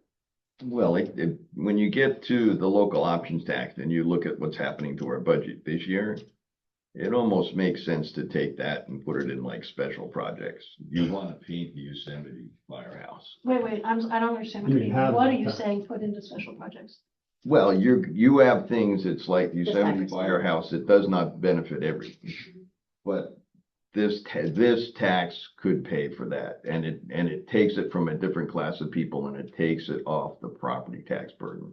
Oh, you're just discussing, you're putting on the table the idea of use the options tax, but use it to fund $200,000 worth of other things, and then take that. Well, but but the other things are things like that. There are a lot of people that would just as soon tear down that firehouse, but there is a specific group that would really like to save it. You know, should the people who don't want to pay for it, be taxed for it, or you could pay for it with an option tax. But if we stay focused on funding the Housing Development Commission. Yeah, that's where we are at this. point. I do Notwithstanding what you understand just said. It's an interesting thought to explore, which is using the local option tax to fund special projects within the municipality. So you take the budget and it becomes more cut and dry, black and white, and then anything special is with this extra fund. There you go. But That'll be up to we some don't have time future to do board, right? Yeah. in the next month. Yeah, thank you, Ariana. That was very helpful. The thing that I think about is, once we implement a tax, it's almost impossible to get rid of it. Even sunset provisions notwithstanding, I've never seen a tax go down, ever. And so I am reticent to suggest a tax for this particular issue because, as Ariana said, we're not exactly sure what the funding level needs to be. We also don't have a good idea of what the funding income is going to be. I've heard numbers anywhere from $60,000 to $100,000. And if we do just the rooms, meals, and alcohol, that's the $60,000 number, right? 60 to 70. 60 to 70. Yes. And then if the all retail sales were not even at $100,000. So from my perspective, I think Ariana's idea is a good one. Put some seed money into this fund, let the housing commission figure out what they need, and if it's not sufficient, then come back to us. Or we could add a box on the tax bills that go out that says, I want to add $3 to the housing commission, and people can throw another $3 on their check when they pay their town taxes. I mean, there's a number of different things that we can do once we understand what it is we're trying to do. But I don't think we're there yet. I don't think we're gonna have predictability on this at any point, because it's gonna be, what's the opportunity that's in front of the housing commissioner, in front of the town? Let's put it to that perspective. This is to the benefit of the town Right. and to all the taxpayers of the town. And rather than funding it from, a limited fund or putting it on everybody's tax bill, it makes a lot of sense to me to let the voters decide, should we, so that if it gets voted down, then we still have an option to go back to the Cypress Minerals Fund. When I look at it, I think you need some kind of foundation for this housing committee that we're doing, that are working and planning and trying to accomplish something. If you don't have something concrete in the works that they could build on or work with, you're gonna revisit this every year, and I think it would be detrimental to that committee that they don't have a steady fund. They don't know what the money's gonna be happening. So how much do they need? Well, there were some estimates in the beginning there about some of the items that they might need things, what it was, and we're not sure exactly what it's gonna be. Exactly, and that's my whole point, is that if they don't know what they need, then how do we know how much to give them? And I heard a number of $100,000 at one point, which is why I suggested $100,000 for the seed money. And then once they have that $100,000, then they can say, okay, this is way more than we need, or it's not quite enough. We'll come back and ask for more. But the point is, as Lane was talking about, funding all the school, as soon as you put it out there where everybody feels the pain, then nobody feels the pain, so to speak. And then it's just like, we're not sure where the money's going or whatever. To me, it just seems like if we're trying to fund this or add money to this fund, and we don't really know what the purpose is or what the actual expense is going to be, then to me, it makes sense to say, all right, we're going to give you a certain amount of money. Once that's done, as long as you played with it well, then, we can ask for some more money or talk about it. And maybe get it and maybe not get it. Right. Now you're in the middle of a process Right. that you're not even sure about. And what's the next fund. year's budget look? But then, yeah, exactly. What's that budget gonna look like? And- So if we give them $100,000 now and they spend 200, then all of a sudden we're at $300,000. And is that the way to encourage thinking outside the box if you just have unlimited money? Because that's what that feels like to me, is when we're saying, we don't know what the budget's gonna be, so we're just gonna throw a bunch of money at them. Well, any money that comes in through this would have to go through the select board, through the town's hands anyways. Is it earmarked No. all to go straight to it, or That's can what- it be coming to the town? That's and what the we're town voting decides? on. Like I said, we're That's- saying it all goes straight to that. That's the way commission. the warning is written now, right? The And draft. it And goes- the reason that you talked about a sunset of 5 years or 10 years or whatever that number is. The other thing I would say is, the idea of you spend this down and then come back for more.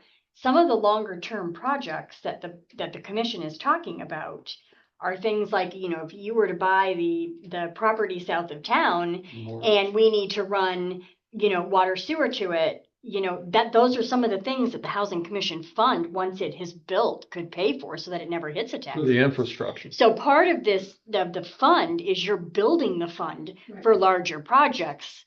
But also remember, the housing commission does not have complete autonomy. The housing commission comes before the select board for approval to spend funds. So they would So you're have, not gonna have a commission that goes rogue and spends $1 million They don't have a whenever it budget. wants to. They don't have that authority. so if I'm understanding you correctly, let's throw the $100,000 out there. Sure, Somehow there's $100,000 in this fund. okay, They have a bill, or, they want to do a project and it's going to cost $30,000. Yep. They have to come before us and It ask would for come that. before the board, right? What you could do, and what we were going to talk about doing, is having some discretion. So, we need an appraisal. Sure. $2,500. Do they need to come to you for $2,500? Like setting thresholds on things. The commission, within their own bylaws, does not have, none of your commissions have complete autonomy to spend money however they choose. The select board is the only entity that has that authority. So it's not like they're being given a blank slate or a blank check.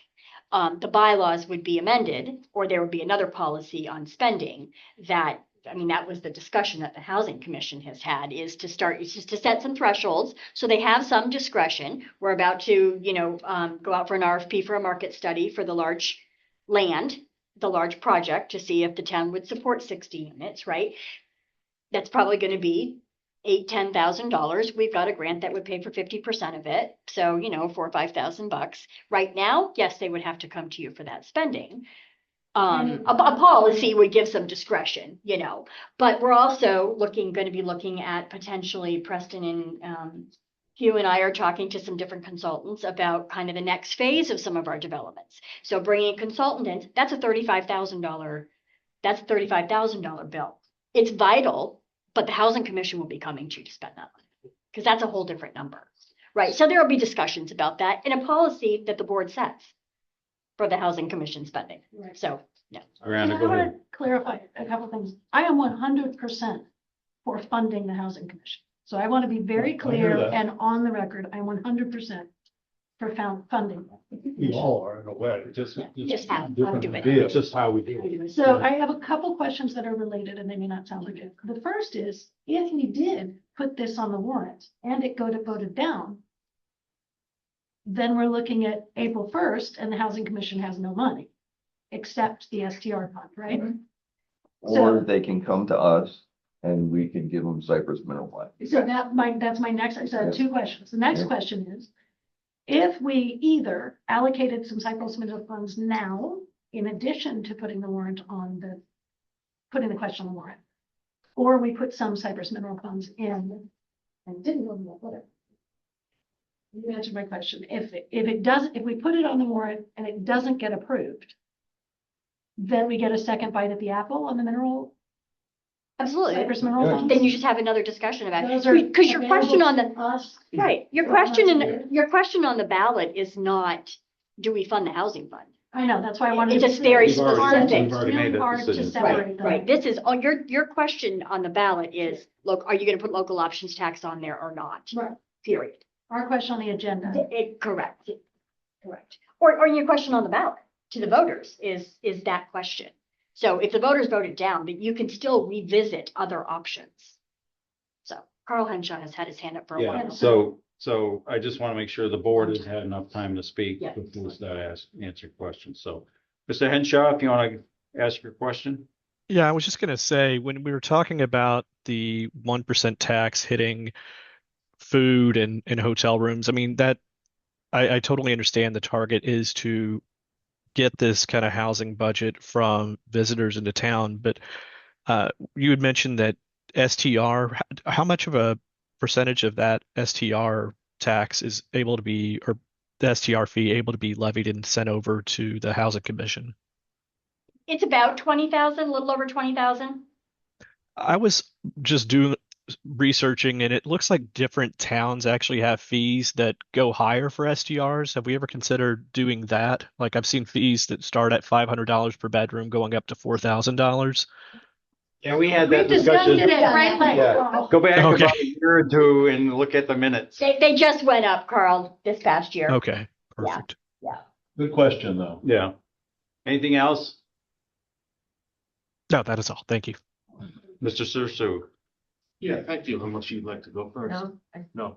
So I hear that the Economic Development Fund is off the table, and I don't get why you're so reticent about that. It strikes me that one of the foundations of economic development is providing infrastructure and the very basis that allows people to start to grow. Housing would be one of those in my mind. I also think that the economic development fund could be more subject to refilling through grants and whatnot, because that would be a common grant area where to refill the Cypress minimal funds, which is just a sinking fund sitting there. No one's going to want to give us money for that, but they would want to give us money for economic development. And like you say, economic development, you have a balance right now. In the past, we weren't putting a lot of it out there. You have payback happening. I don't know why you guys aren't willing to go there, to that fund specifically. So to answer that question, I'm not sure that it's all of us guys. That was my statement. That was Tim. That was my Bad statement. language.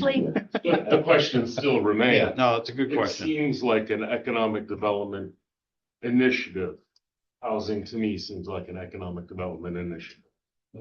You did, I'm sorry, just to say, when you had the list of potential items, what was it, a meeting or two ago?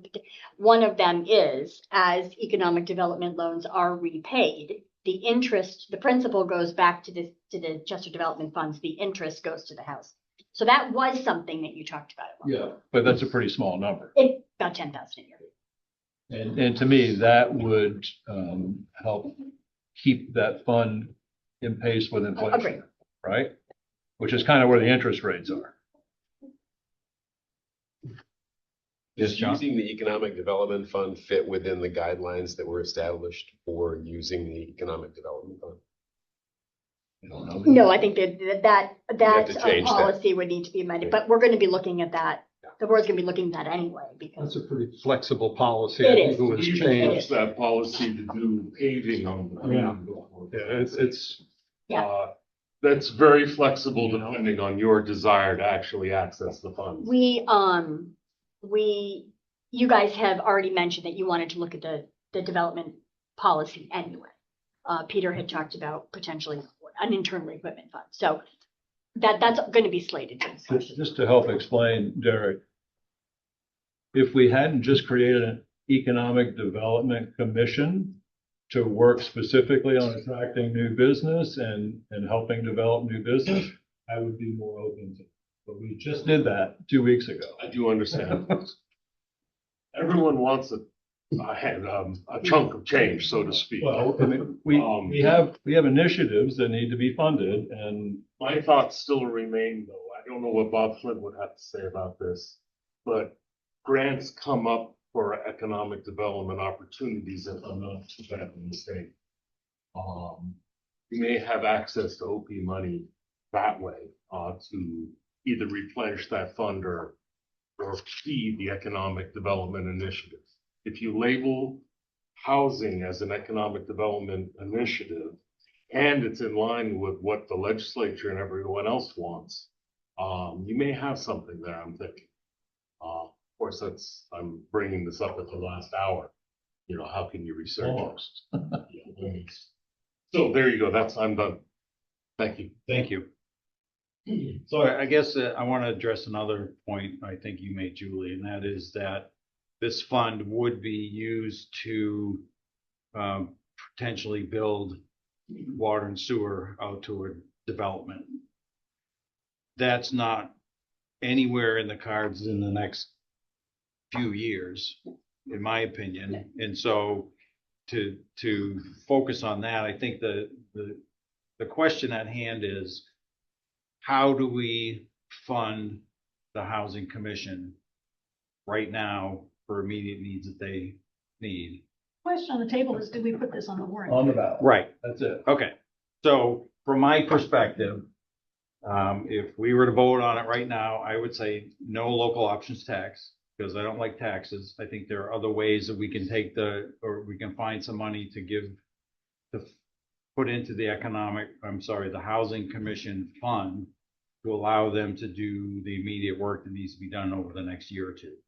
And then we can figure out as we move along whether there are other revenue streams that we can tap into to do this that aren't a tax. I think we need to fund it for the long term, not just for the immediate projected need. That's where my head is. And I really don't see why we wouldn't let the voters make this decision. All our decision here is, to Ariana's point, should it be on the ballot for the voters to decide or not? Why wouldn't we want voters to make that decision? And I agree with you to get it on the ballot. And if it were my choice, I would vote for it as a select board. We do have the authority to do that also if we wanted to put it out there. And I would put it out there, and I would put it out there with a 10-year sunset. Because I still think they need some consistency. They need some, you don't want to be having this argument every single year, every time some money comes up for some project or some grant comes along and you have to match it or whatever. And if you're always going to have to come back to the table and ask for a few more scraps or a little more money, you can put some big projects in jeopardy. And I think it's good to have a good foundation on it. And I know you're not a big tax man. Neither am I, but when the taxes go to something that's worthwhile and that's going to help the town grow the grand list and help improve it, I'm okay with them when it comes to that point. Well, I'm gonna go back to, we just had the TSRU here, and what did they say? If you want your school to be funded, you need housing and population. It fits into everything. I mean, and we don't have a growing housing and we don't have growing population. So, I mean, you have to take the long term, which is you're gonna look at schools besides the town. This is what you need to do. That's a great point. So I'm gonna go back to something Arnie just said, and that is if we're not funding this for the long term, then we're gonna have to go back year after year and try to get more funds, and they're gonna feel like they're, I don't remember the exact wording, but something to the effect of, feeling like they're just beating the bushes trying to get stuff. That's how I think the taxpayer is gonna feel.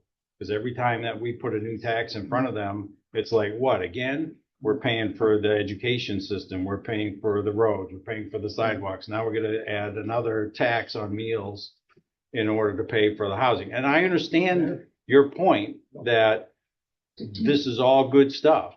I just don't, personally, I don't think this is the right way to do it. Does the housing fund need to be filled? Yes, absolutely. Do we want to plan for more than a year or two in advance? Yes, absolutely. But we don't know what those numbers are going to look like. And I'm not sure that a 1% local options tax on meals, rooms, and alcohol is the way to go. My personal opinion. I think there's other things we could do.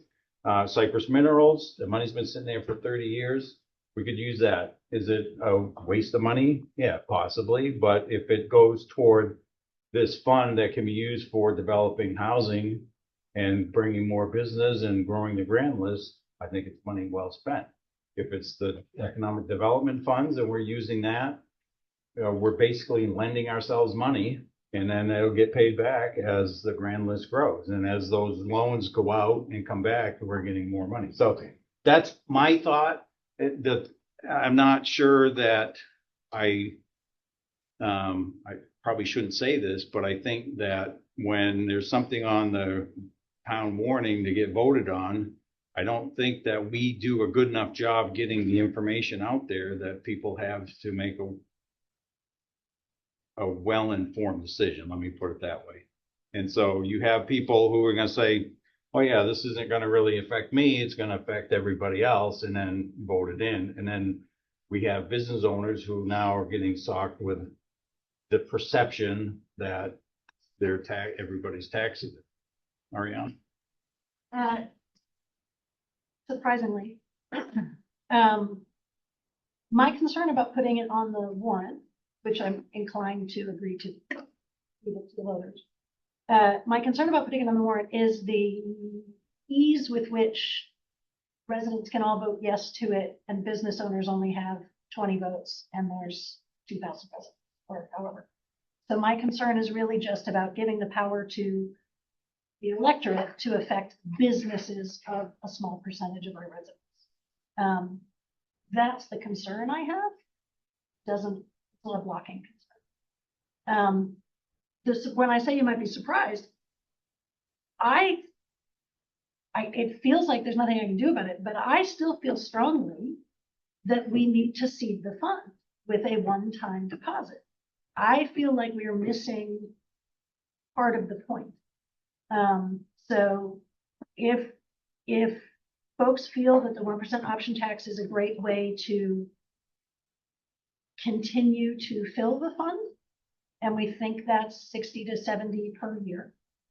And if we think STR fees are 20 per year, I still think we are doing the commission a disservice for the commission's work to be waiting for the voters. And then if the vote is up or down, what happens after that? So there's a very long way of saying, I still think we should be looking at the Cypress Middle funds or the economic development funds. I feel like we need to make a gesture and put a deposit into that housing commission one time in order to build.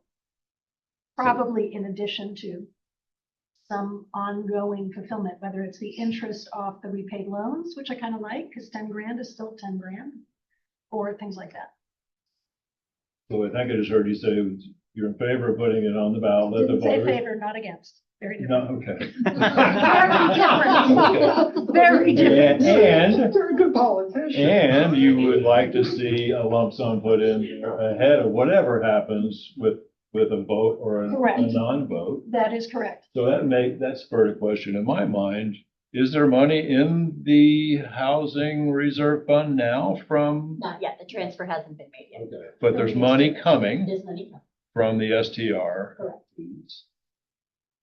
If this ends up on the ballot and if the voters approve the 1% rooms, meals and alcohol tax or alcohol, does that money come in quarterly? It would from not, the state? it would not start. It would be several months before we actually got our first payment. Okay, so if it was approved on town meeting on Yeah. the ballot, That statute has it, I didn't know. That statute has, I feel like it's third quarter. I feel like there was something about third quarter. this would be the first. There is a lag. There's a lag of several months before that the actually. First payment. And then Correct. it's quarterly. And then I after think that? it's quarterly after that, yes. So maybe it does make sense to put a piece of the Cypress Mineral Fund in there on the front end. If you see expenses that are coming before we realize anything. I would wait until we get to the new business next agenda, and I would invite adding this question to a future agenda in the next 3 weeks. Other ways of funding, yep. To talk about, do we want to make an allocation from It's Middle Springs, separate and apart from this question about being on the ballot or not? It's a separate question, yes. It's interesting how many area towns do have that tax already in place. I know most of From them. it.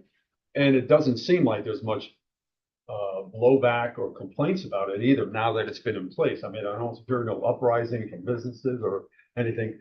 I'm not in tune to everything that's going on. I'm not sure, but I haven't seen it in the news. I haven't seen it in discussions. I haven't heard it from other businesses or chambers of commerce that there's a bit. In fact, it's been just the opposite.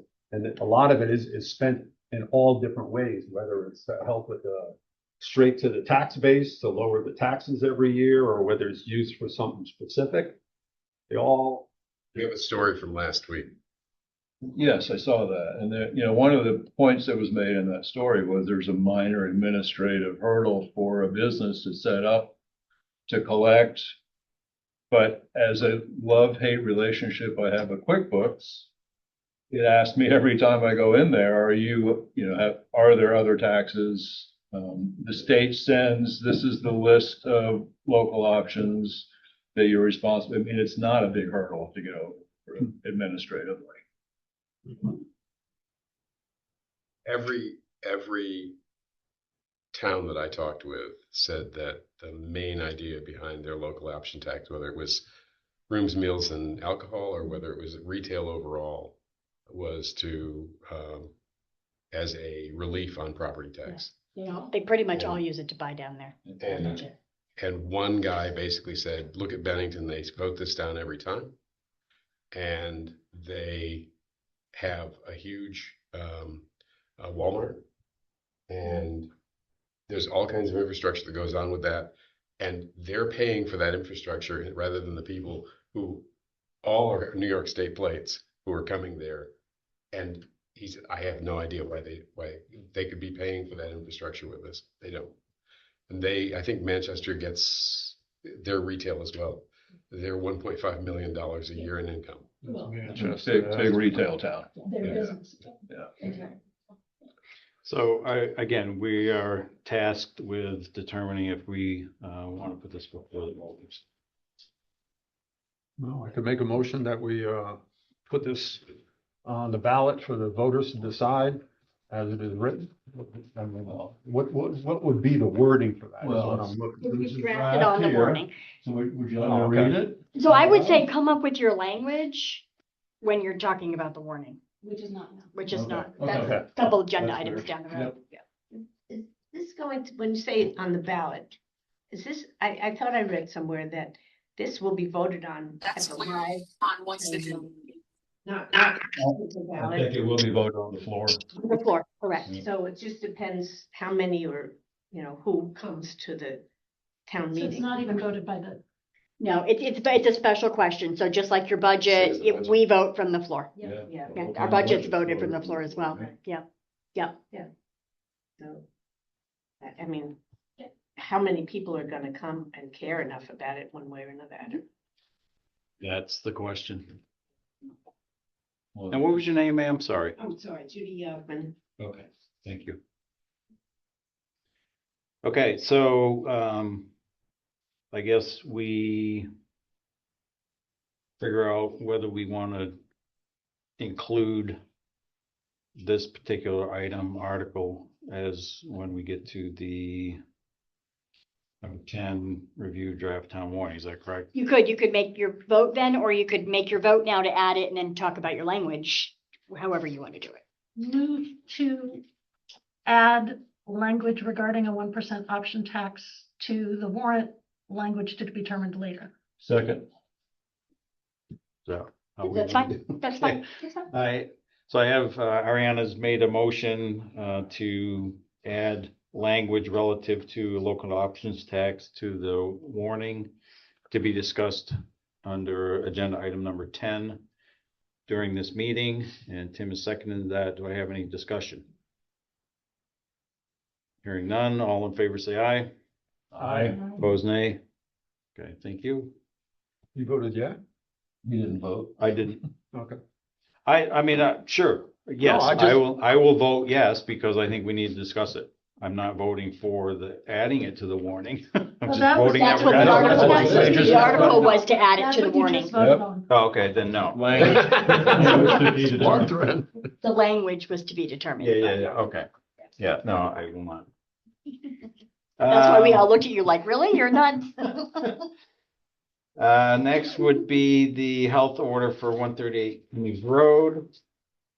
So you have in your packet, I've had a request from Mr. Crosby, who now owns the property owned by, that formerly owned by John Hennessy at 138 Cummings Road. There was a health order put on this back in 2022. Mr. Crosby has purchased the property, has cleaned up, has done the things necessary in the health order to make the property livable. Mike Rancio and I visited the property. Mr. Crosby sent us all of his backup, which I've given to you guys.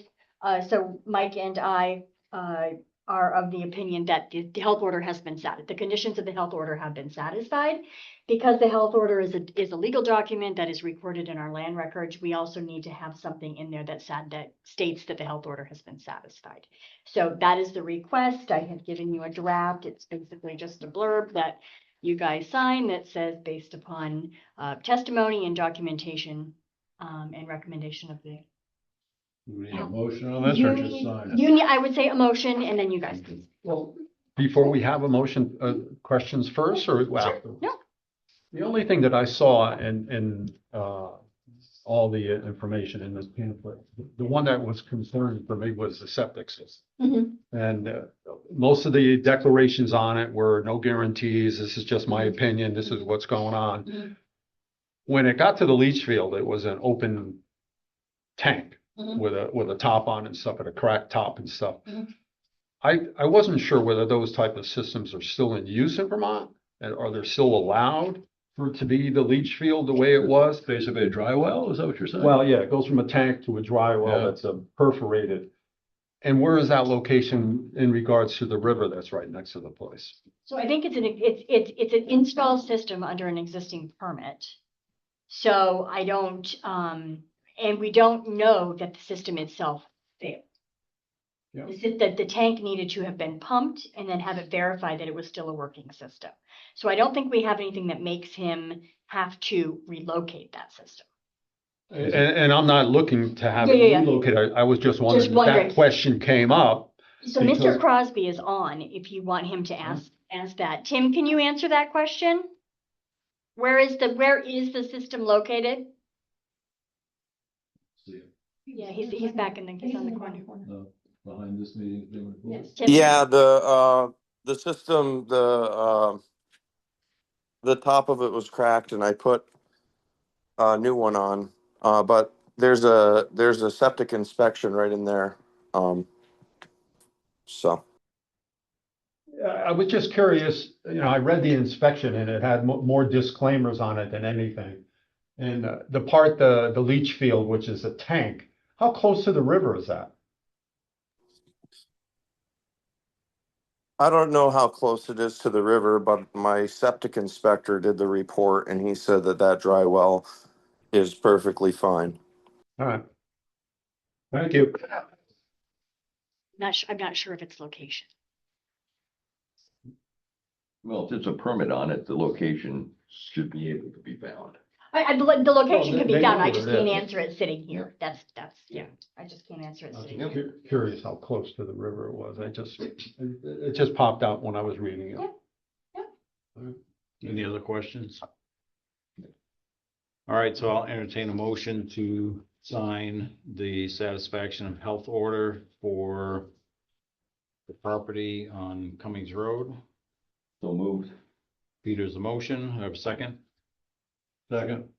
Tim is a second. Any discussion? All in favor, say aye. Aye. Opposed, nay.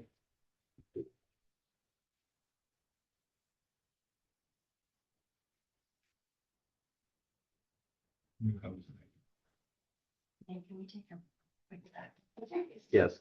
So while we're signing the document, I'm gonna ask for a 5-minute recess. Now's your chance to escape if you want.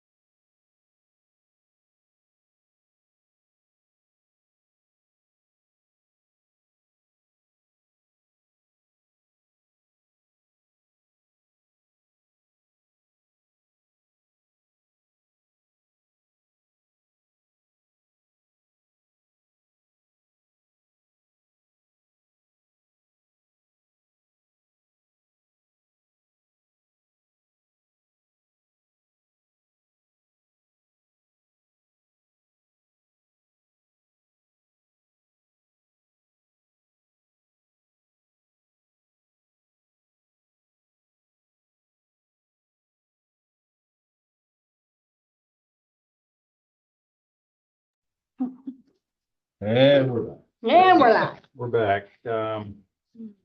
Next on the agenda is the 2025 general fund budget discussion. Should that be 2026? 2026, yes, it should be. Okay. Yeah, I have no interest in talking about the 2024. Yeah. We can't. So Julie, you want to take us through it? I can. So I've given you a couple versions. The latest is I had emailed to you guys. So budget, so a couple things. We'll start with the budget, 2026 budget piece first. Budget at this point in what's presented to you is about 6.5%. Is what we're up. The main drivers of the increase are highway surplus. We do not have one this year. We actually have a highway deficit. But there's still some highway numbers to come in. So right now that highway budget, I'm just leaving that at flat. Just there's no surplus going into 2026. Which obviously is a huge number. The other piece about it is our shortfall on, well, that has to do with deficit, is the shortfall on the state aid payment. Yeah. But we are expecting that full payment in 2026. I have that confirmation from VTrans. So we're safe to budget that full amount. And are they gonna do this to us next year too? My understanding is no. So that However, money is never coming back. That's money they said, you're gonna have $20. Oops, you're only getting 10. so it's hard to explain it, but so they're on a different year than us, okay?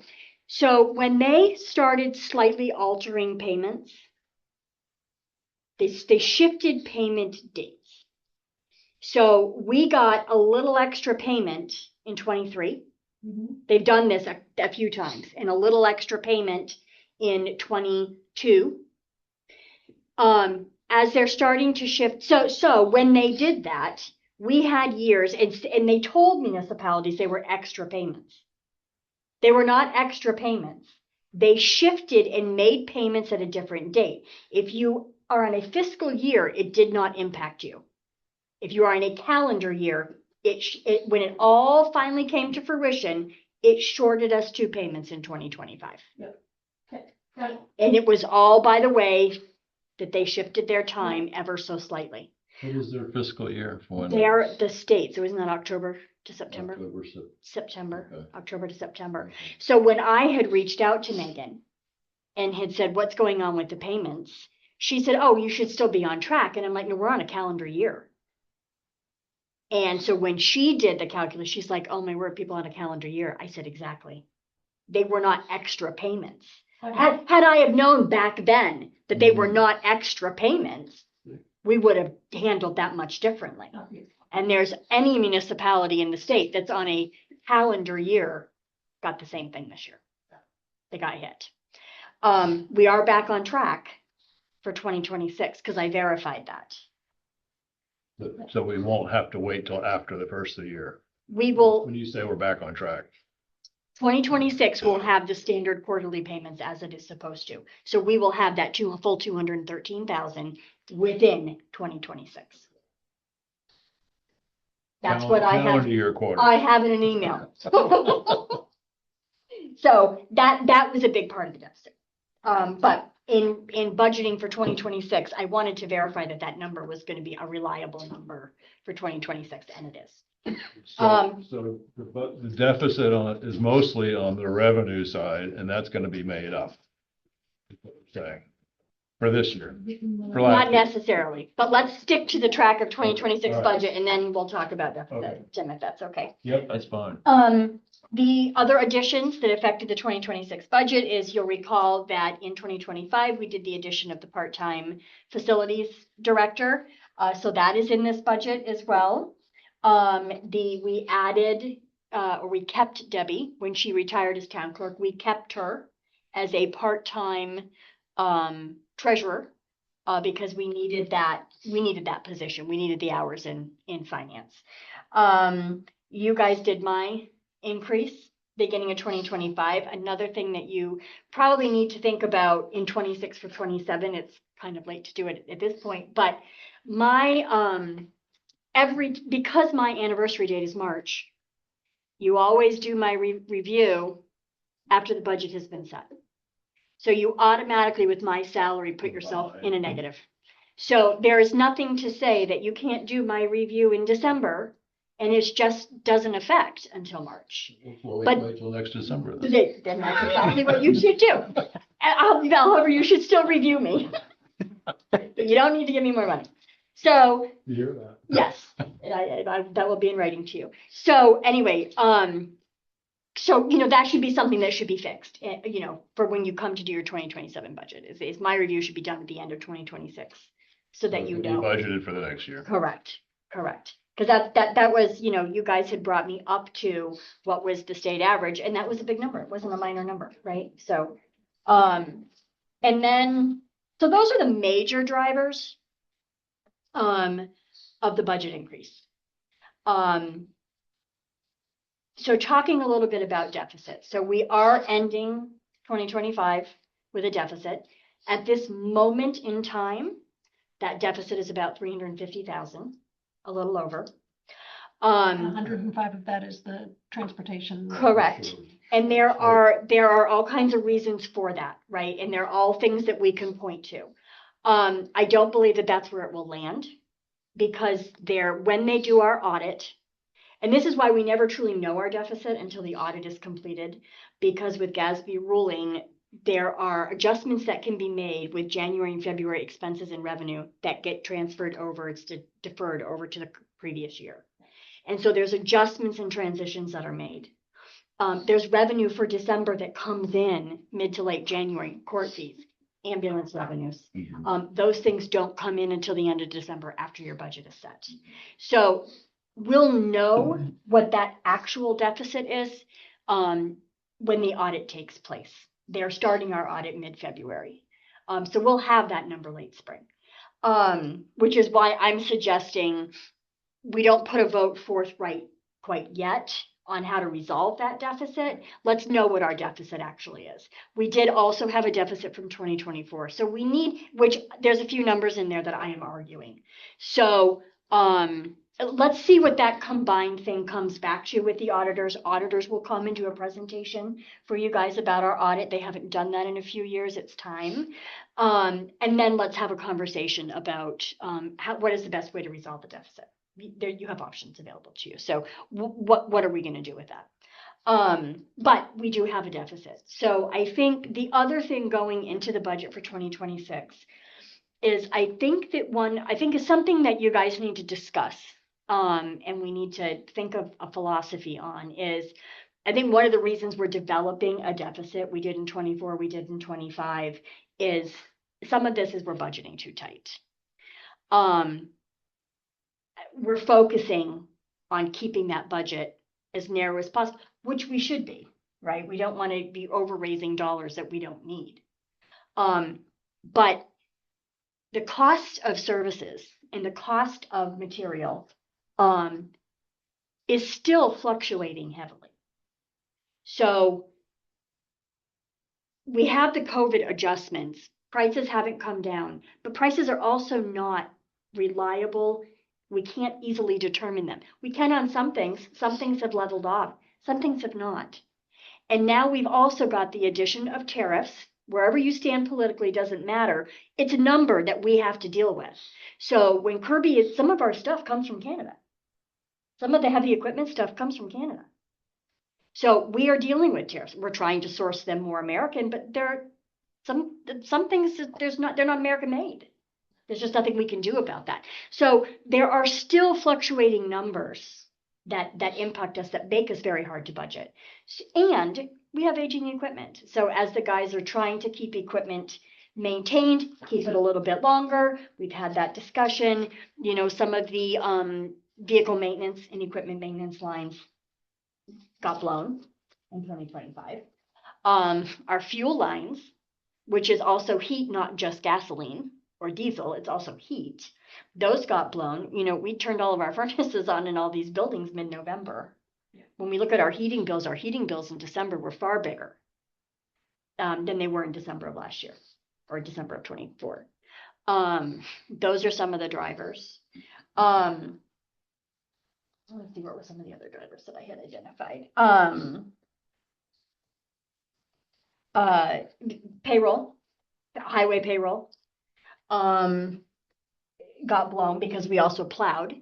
Some of our storms were earlier this year than they were the previous year. So we did plow and spend more on payroll for highway than we have earlier in the season. And that's because we had cold snaps and storms in December that we usually expect in January. Correct. So We it's don't- as simple as it's the same winter, but it's in a different fiscal year. Correct. That we're paying for. Correct. Correct. How the storms land is Services. exactly. Legal fees. I mean, you can look at the legal fees line. They are all blown. And that is from several, that's from several different things that came up that were unanticipated. We don't necessarily know what those legal challenges are going to be each year.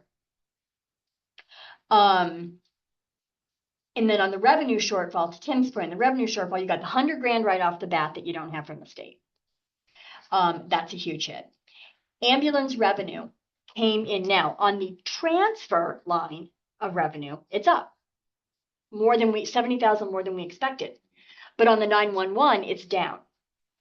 Part of that is because there is about 25,000 in revenue billed in December that will not come in until the end of January. So that's not recognized here. That will be recognized in your final audit number, but it's not recognized here. The same thing with court fees in police. The court fee line is down. Well, you had a period of time of about 4 months where we were down officers. So we were not doing directed patrol during that time. Sheriff expense. That affects. Yeah, because there's a sheriff expense. Less than the salary, it looked like. Yeah, well, you had the less savings. salary because Yeah, you we had had the less savings, right. officers. Exactly. And you had to get sheriffs to, Correct. but you didn't get the revenue. But you didn't get the revenue from court fees and those types of things, so that affects. Now that's back up and what it should be, and Tom is pulling some numbers for me. So we can make sure that, that budget line, do we want to keep the budget line the way it is? For next year, we need to look at that. So Tom's pulling some numbers for me so you guys can make an informed decision on that. But all of that to say, we do not want to end up in a deficit at the end of 2026. So we need to look at things like, do you want to up legal fees? Do you want to give yourself some wiggle room on some of these lines that are being budgeted very tightly? And that is a decision that the board needs to have. Currently, your budget is at 6.5%. I mean, that to keep services where they're at, that's the budget. Out of this budget, I took from your first versions that you looked at, what has come out of this budget. So we moved the recreation shed. We're going to bump that into another year. So that's 40,000 that came out. That can go. We relooked at salary line for police department. We had budgeted we've always budgeted 2 part-time officers at 20 hours apiece. The reality of filling those positions, we haven't had that filled in several years. So we bumped that down to 1. So that cut 1,000 hours of police payroll. We felt very comfortable doing that. Because we just talked about not going so tight. But you can't find officers to fill the spots, and we haven't been able to. We are both comfortable. Yeah, Tom and I are both very comfortable with that. Some of the items in highway, Kirby did bump down. Perhaps maybe we shouldn't have. There's a couple of those we may want to give ourselves a little bit of wiggle room on. And I can kind of talk to Kirby about what those items might be. Meaning Kirby submitted the budget with cuts between 25 to 26. He came to you with a budget that included decreases for 26. Since the one we reviewed. Since the one you reviewed. Copy. Thank you. The capital projects have been moved out of the highway budget back into grants. That's where they've always been. We were just trying to shift things. That's out. The cemetery equipment, the blowers, we are getting that money from, we were requesting to get that money from trustee of public funds out of the cemetery funds. Is there any reason to think that wouldn't happen? They shouldn't. The cemetery funds were given for Seems cemetery. like, seems like that's what it's for. Correct. And then the cruiser, remember, we were gonna try to not finance the cruiser, so I pulled the cruiser out. I financed it over 2 years. Well, I'm proposing that it be financed over 2 years.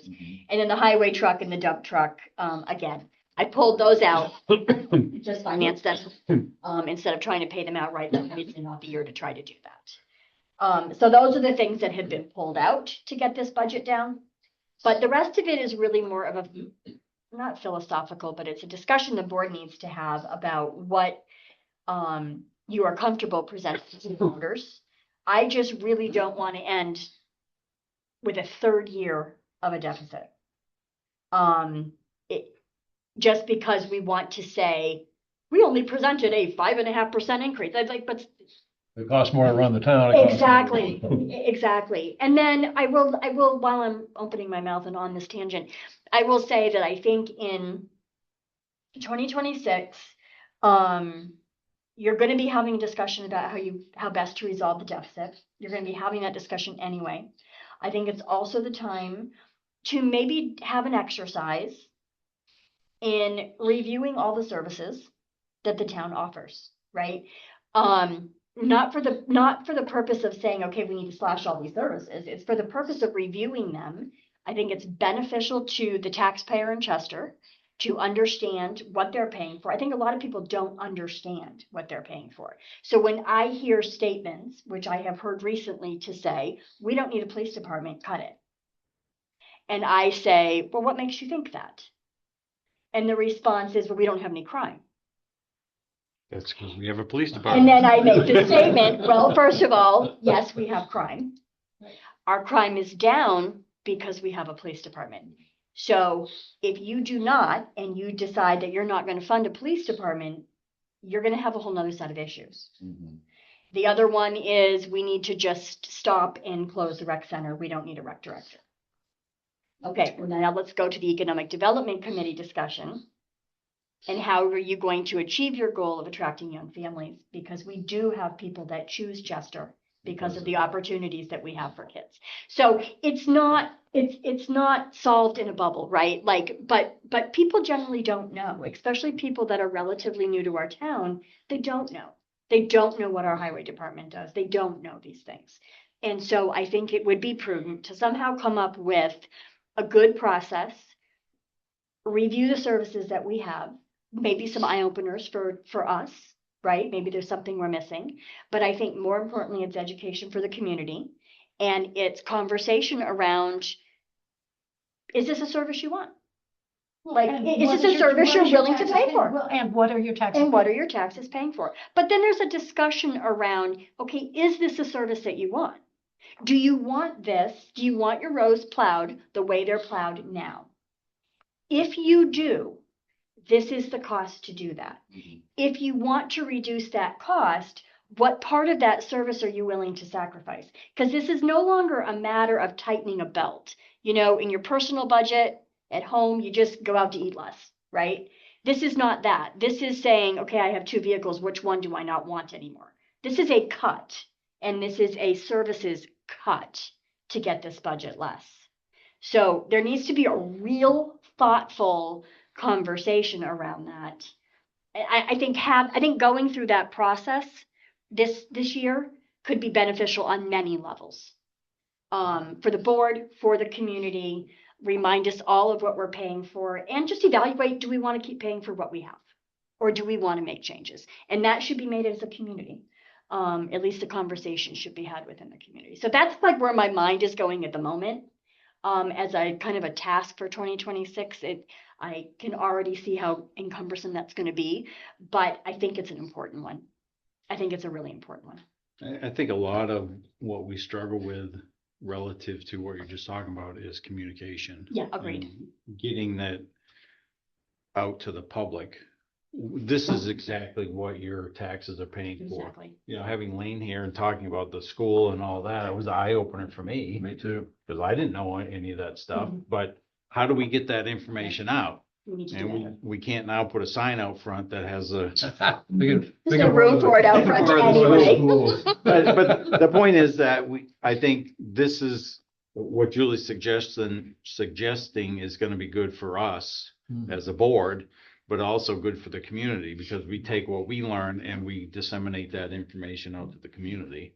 And then the community understands and will be able to help us decide how to best serve the community. If the community says, you know, we don't care if you plow our roads until we get 6 inches of snow. Okay, that could change things pretty significantly, but there's other people like, no, there's 3 flakes of snow on the road. Where are you? Where are you? Right. I can't get out of my driveway. Yeah. I think it's just worthy of the conversations to have. So I need to get back to this other point. So there's how many, we have 350 maybe out there now, but we 350 have what? thousands. Oh, deficit. I'm sorry. Okay. Yeah.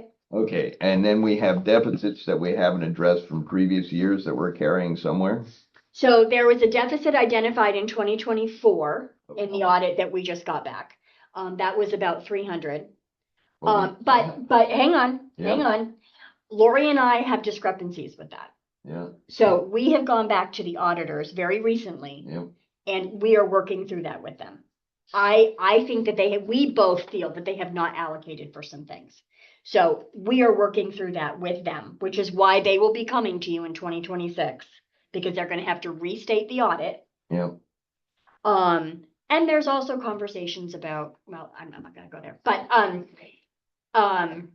But the thing is, if you have a checking account that's like, if there's 300 missing from then and there's 300 missing now, how are we floating? let's not say missing, please, because that has a Well, I whole went different like this, so connotation. you've overspent it. Thank You you. don't have it allocated in an account. Yeah. Are we now borrowing $600,000? Well, right. So then you get to the cash conversation. Yeah, there you go. Absolutely. Right. Absolutely. And I think that we've been able to float a little bit because we had FEMA funds. Yeah. We've had other funds, right? But the bottom line is, if we have a deficit, we need to resolve. I mean, Vermont law Well- requires that we resolve a deficit. We can't just keep carrying a deficit. That's going to get us in trouble, as it did back in 2000. Well, that's the thing now. So as 76. we look at this budget right now, you're saying in 24, although you're arguing that there's a $300,000 deficit from them. Mhm. So really, we're not at a 6% increase, because we're still gonna have to go back regardless of what happens in pay. Correct. You're going to have a conversation about how you're going to resolve that. Are you going to do it in one fell swoop? Are you going to develop a plan, which you can do? You can develop a plan of repaying that. Right. That's a conversation you guys are going to have. But we've got to know what the deficit actually is. I don't think that we're going to end 25 with a $350,000 deficit. There's a few things that I think we can do. Well, I can see it going down some, but the Yeah. thing is. But it's to not sit- going down 300,000. Well, but the thing is to sit here and say our budget this year is. I get what you're saying. Yeah, Yeah, it's I get what you're saying. not at all No, factual. this budget that you are going to be proposing right now has a tax increase of 6.5%. Right, but What you decide to do with the deficit Yeah. will add for 2027. Yes. And that's why that conversation needs to be had at length in public. But is it maybe helpful that we understand that we're gonna have deficits and maybe tack on a little more at this point, Right. just to make it a little Well, easier that's- instead of So waiting I've been till sitting, 2027? I have a couple questions. So what you're referring to is approximately a 5%. The number, 300,000 on a $6 million budget is approximately 5%. Correct. Now, I have exactly 3 years of experience in municipal government, 40 years in frickin' Broadway. Right. So what we would do Mhm. is say, damn, I need to put a 7% contingency on the next budget. Right. And you just take a number and you throw it on the bottom and you go, I gotta do better, but I don't know where it's coming from or where it's going. Right. Just throw in a contingency line. Yeah. Is that something municipalities even have the mechanism to do? Yes. So that was another thing to discuss when I mean, you, it's when you pretty dis- consistent. correct, when you discuss how you're going to resolve this deficit situation, that there are municipalities that, yes, there is a flat contingency line. That money goes into a reserve fund. Yes. Next year, we end with a deficit of $50,000. It comes out of that, and it doesn't actually. That's how you're building your fund balance. But you That's how you're building your fund balance. But if we were to move But forward. you got to budget that. Right, if we were to move forward with something like that in the budget, then Mhm. it is the purview of the select board to manage accordingly. Correct. So that's not a rainy day fund. It is literally a contingency. So as the year goes through, as lines are going over and under, it's from that contingency that they could be resolved during the year or reflected. So I don't want to talk about how you manage it and do your job. Yep. But the difference between setting a contingency number Mhm. and going through and saying, oh, the highway number should really be $22,040 higher, and this one should be $7,000, like. Because there's a little crystal ball in all of us. right? Exactly, and the crystal ball is named contingency. Right. And the bottom line is, it's not like we're missing this is my concern. Is this becoming a systemic problem? Correct. And so that's where I'm taking a step back and saying, okay, what is happening in how we're budgeting and in the management of the budget? What is happening? Right, that we're drifting. That we're drifting. It's all things that are explainable, and that's great because we know what the problem is, but it doesn't solve the ultimate problem. And they're mostly things that were unpredictable. They're mostly things that are unpredictable or cost overruns. Very little of it was discretionary. So I just bring that to us to say, my mind always goes to, I don't want this budget to be over 5%. And so am I, when I'm proposing a budget to you, in my taking ownership of this, is what I'm doing saying, okay, let's get these numbers down. We can only present a 5%. And that's not the proper way to budget. It's fine if you have a reserve fund that you can buy your budget down, but we don't have that. So, and I think we all have a tendency to do that instead of saying, geez, this is what it takes to run the town. Listen to Joe Blow taxpayer. This is what it takes to run the town of Chester. Your budget's up 7% this year, and this is why. Or falsely. Yeah, but the thing is, the reality of it is, it's up more than 7%. Understood. I'm just talking about the budget itself, Peter. I'm not talking about deficits and all those things. I'm just Well, talking but about in the in process this of how we budget. If you were to really look at it, I mean, I wouldn't go right now to the town of people and say it's a budget up. I'd say it's up 7%, but we have a deficit that we don't know what it is, and we're not saying anything aside for it. Mhm. And if you were paying it back, the budget should jump to 9. Mhm. So, and that may be something that you want to do now. That may be what you Me, want to I do would now. do, I would do That's up to that the now board. and address it, and particularly if it's been carrying on since 24. Right. I'm a little worried that once we know that we have a problem, that we're not gonna act on it quick. And we don't have to address the whole problem, but we have to at least go in Take that a step. direction. We know we've got at least 300 between the 2 years. And I'm not even thinking about how we address the deficit. I'm just Right. thinking about going forward. Right, We no, are this is, clearly under by 5%. Mhm. right, well, and the thing is, you still have to pay down. Right, and Yeah. we need to add the 600 Right. before Make we add the contingency. Right. And I think you don't add 600. I think we wait until we know what that number is. But there is a number that you can put in there that you Right. know. I Right. mean, combined, it's not going to be less than half of that. So you're probably at 300. I mean, you could budget that this year. Right, well, I would think that this year we could budget 100, which is gonna kick it right up anyway. Yeah. You know, but on the other hand, I would not go and like paint the Yosemite fire. Absolutely. I Absolutely. would not do that. I would not put up a new fence at the pinnacle, Mhm. you know? You're talking about optics. Until we straighten this out. You're talking about optics. The optics, I mean, yeah, the if I'm reality gonna is go that with you with a optics. big number, I don't wanna go and say, hey, but we put a new fence in Correct. there. That's not how we want to justify a big increase. No, I Or don't. hiring new people or. Right, Yeah. same Yeah. thing. It's sort of like you get the Chester events. I would not, since they're moving right out of the center of town. Mhm.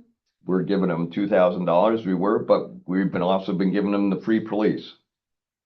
So guess what? I wouldn't give you $2,000, but we'll give you the same police detail that we've given you. You know, I would be, so when I look at that and I think of these things, I would pull, and particularly when I'm gonna have to go and say, hey, we blew the budget. I'm not gonna look at all the great new things Do we're the doing, things we're doesn't not gonna do. Right, That we talked about doing, that we'd like to do, yeah. but we really can't afford it. Yeah. Can't do that, right. And so several of those things I have taken out. So fencing at the Yeah. pinnacle is definitely one we could take out. Right? So then you're back to you were gonna paint new clapboards. That went out a while ago. And went out a while ago. Then you have historical maintenance under revitalization. So what's in that, what is in that is the cupola at the Academy building. Yeah, That's 14 of that, so that could come out. yeah. And my only other thought for you is, if you're gonna falsely lower that budget, you're just gonna add it back in a future year. Well, that's true, but I'm not gonna. But you're pay for that. saying leave the budget where it is and just don't do the work.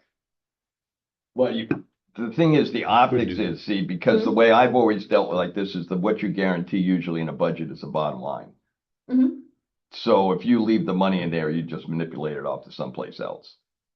Well, that historic renovation stuff was underspent last year by a lot. Correct. It was like 20 or 25,000. There was where we did. You're overspending $100,000. Where are you Oh, gonna yeah, go? and on other things. Yeah. Yeah, if we're paying for 24, which is worse, because we're not even talking about paying what happened this year. We're talking about happened now 2 years ago. Yeah, but I think I might try to be careful, like when we're talking about that historic preservation, there's 24,000 underspent and now we're gonna hit them again a little more. And I understand why and stuff, but So are you gonna? But the thing is, when you bump the tax rate for 100,000 to pay down the deficit, where you would like the tax rate to go to 9? Well, see, there's the problem. Well, and I think the only other thing that I think that we just, when you guys are making this decision, need to be careful of is we need to be careful what we're gonna kick down the road, because we're just gonna create a bigger problem. Well, we have a huge problem. So we gotta be selective about what are the things that you're going to kick and what are the things that we're not. so are we gonna go through this thing section by section through the whole thing? Uh, Make sure that we see Well- what's going on and see what's overspent, what's Well, underspent, where there's chances of maybe of taking it up or down or whatever. But the thing that Because right now, it's all generalities, and I'm Well- not exactly sure where all those numbers. Well, this is what, see, and if I ran a $35 million job, I would have an indicated outcome report that told me where everything was down to a Home Depot slip. And this is like, this municipal finance is a little too Ouija for me. Well, it's in the book that we sign every. Right. I know, every that's 2 right, weeks, but and they're all in there. but the thing is, you would be assigned, you'd be in a spreadsheet, the Yeah. spreadsheet's half Yeah. mile long, I could go find it in there. Yeah. I can't do that here. Well, you can, you just You get the can, it's report just from a the lot finance harder work. director, right? Right. Right, I wanna make sure that we're not giving a message that there are things being hidden. No, it's all It's there. not that it's, well. I know, but that message is kind of coming out, and I just want to be really careful, Peter, because I've lived through that. Well, that's true. So but I just if wanna you- be if really you have clear. So we have a deficit. Now, I looked at the third quarter and the third quarter didn't read 300,000. No, agreed, It didn't. agreed, No. which is Not at why all. I didn't catch it. Right. Right, yeah, which You is why know, we. but didn't catch the thing is, so the way that we're reporting it now is not working.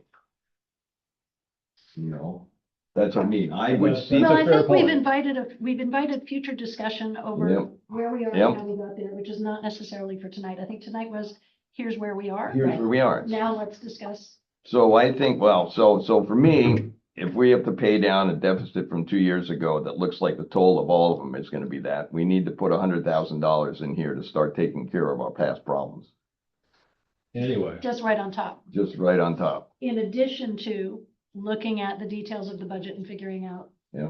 where we the can, realities and Trim where it. we need to Yeah. find that, trim it. Right. And where is the 5% that we're going over? So Well, you need to we're think, addressing- again, think about what you're trimming. Exactly, Because you're it's not gonna about create the same trimming. situation. Well, it is, because what It's this, not about trimming, it's about looking at what's Well, there it's a- and making well, sure there it there reflects may the be truth. some opportunities to try. Well, We don't know At that. least you look at it and then you decide, well, we can't trim it. Yeah. We can't Well, do it. the other thing is, it's gonna be hard for you to do that because you don't have all the detail behind every budget we number. don't, right.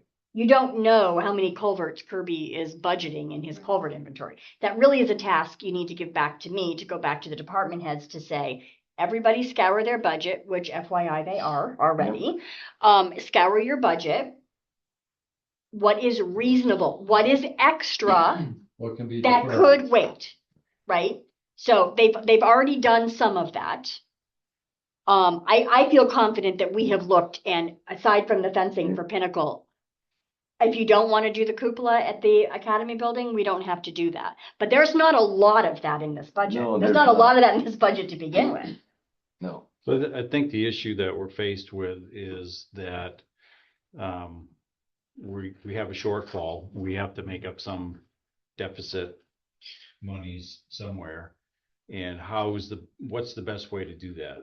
We've already talked about trimming or cutting or reducing or, managing the optics so it doesn't look like we're just spending stuff on,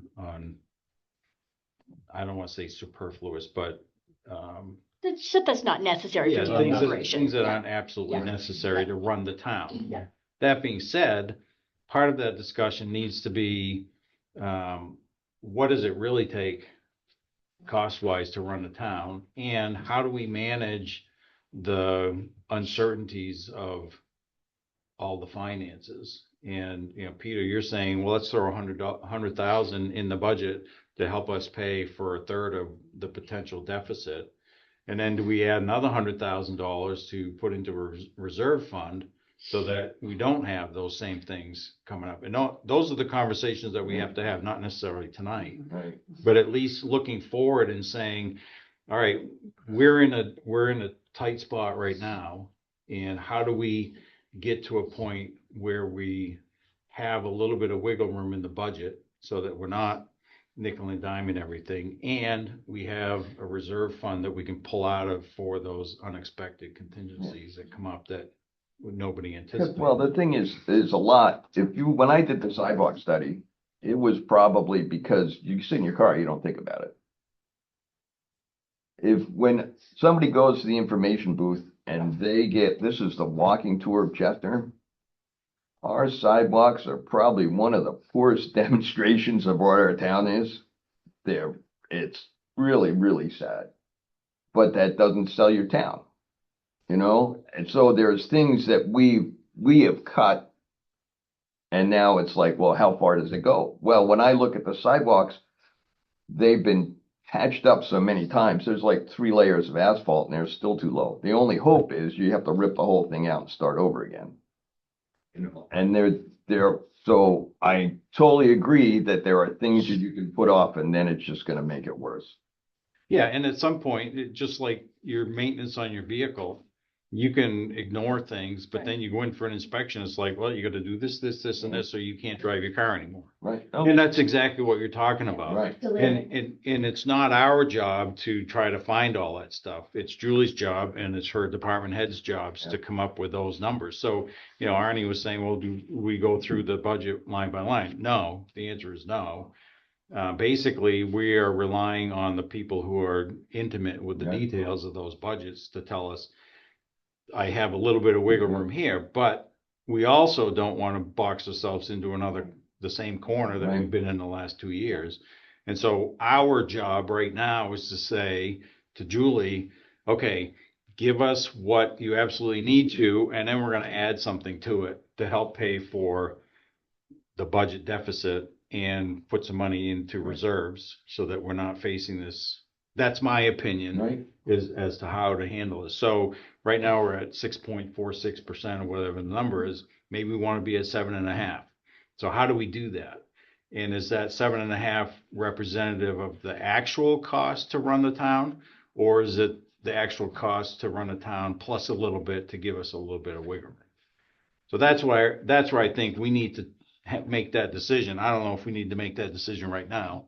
You can make it by your next meeting. Yeah, one little detail, when I You looked set your at, budget at your next meeting. thanks for sending the Excel file, You're because when I welcome. looked at that 6.46 is actually the increase in the tax rate. Correct.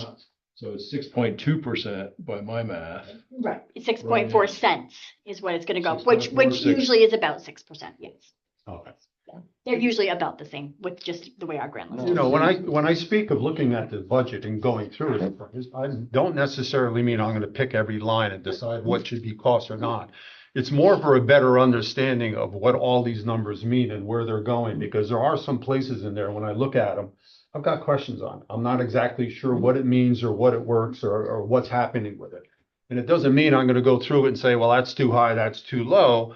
I'm more looking for information to make myself comfortable with looking at numbers and be able to figure out at least where they correspond to. And there's some things in there that I'm not sure what they are.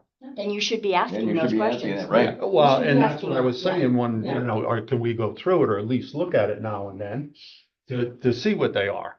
just to be aware of It's it. the same, it's when you look at highways now, because I am now, so, I mean, I am not a villager, so I don't walk the sidewalks, but I look at development money, I put them right into the sidewalks in a heartbeat. There's no question that you have to make your town look like you're taking care of it. And that's the thing that really doesn't shine. Sidewalks are huge bucks.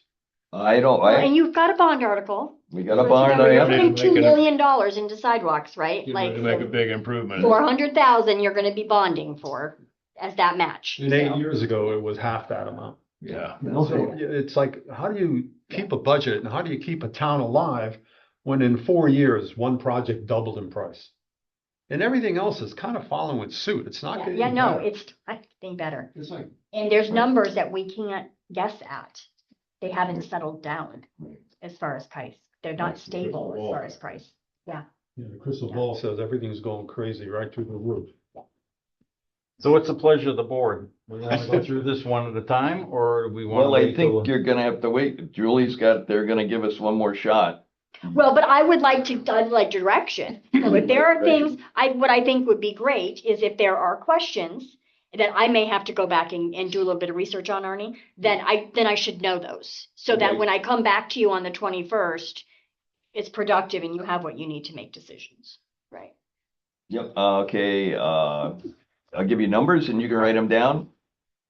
Would it be more helpful to do this via email or? You could do this via email It's and I up to can you guys. dig all that research up, I mean, however you it might be prefer. easier for Julie if she had a list she could compile that. Oh, well, yeah, no, see, we have the spreadsheet now. We can copy and paste, man. I'm in. And not to mention, you can have a heading that goes down the page that I think is really sweet. I think Derek had a question, if you're ready for Yeah. public. Derek, you had a question? You really Or want, comment? you ready for this? I'm not sure. Depends on how long it is. It may be long. I don't know. I'm sorry if it is. So I'm the only guy in the room who was part of the select board back on the last problem. In fact, I found it, or I'll claim credit at any rate.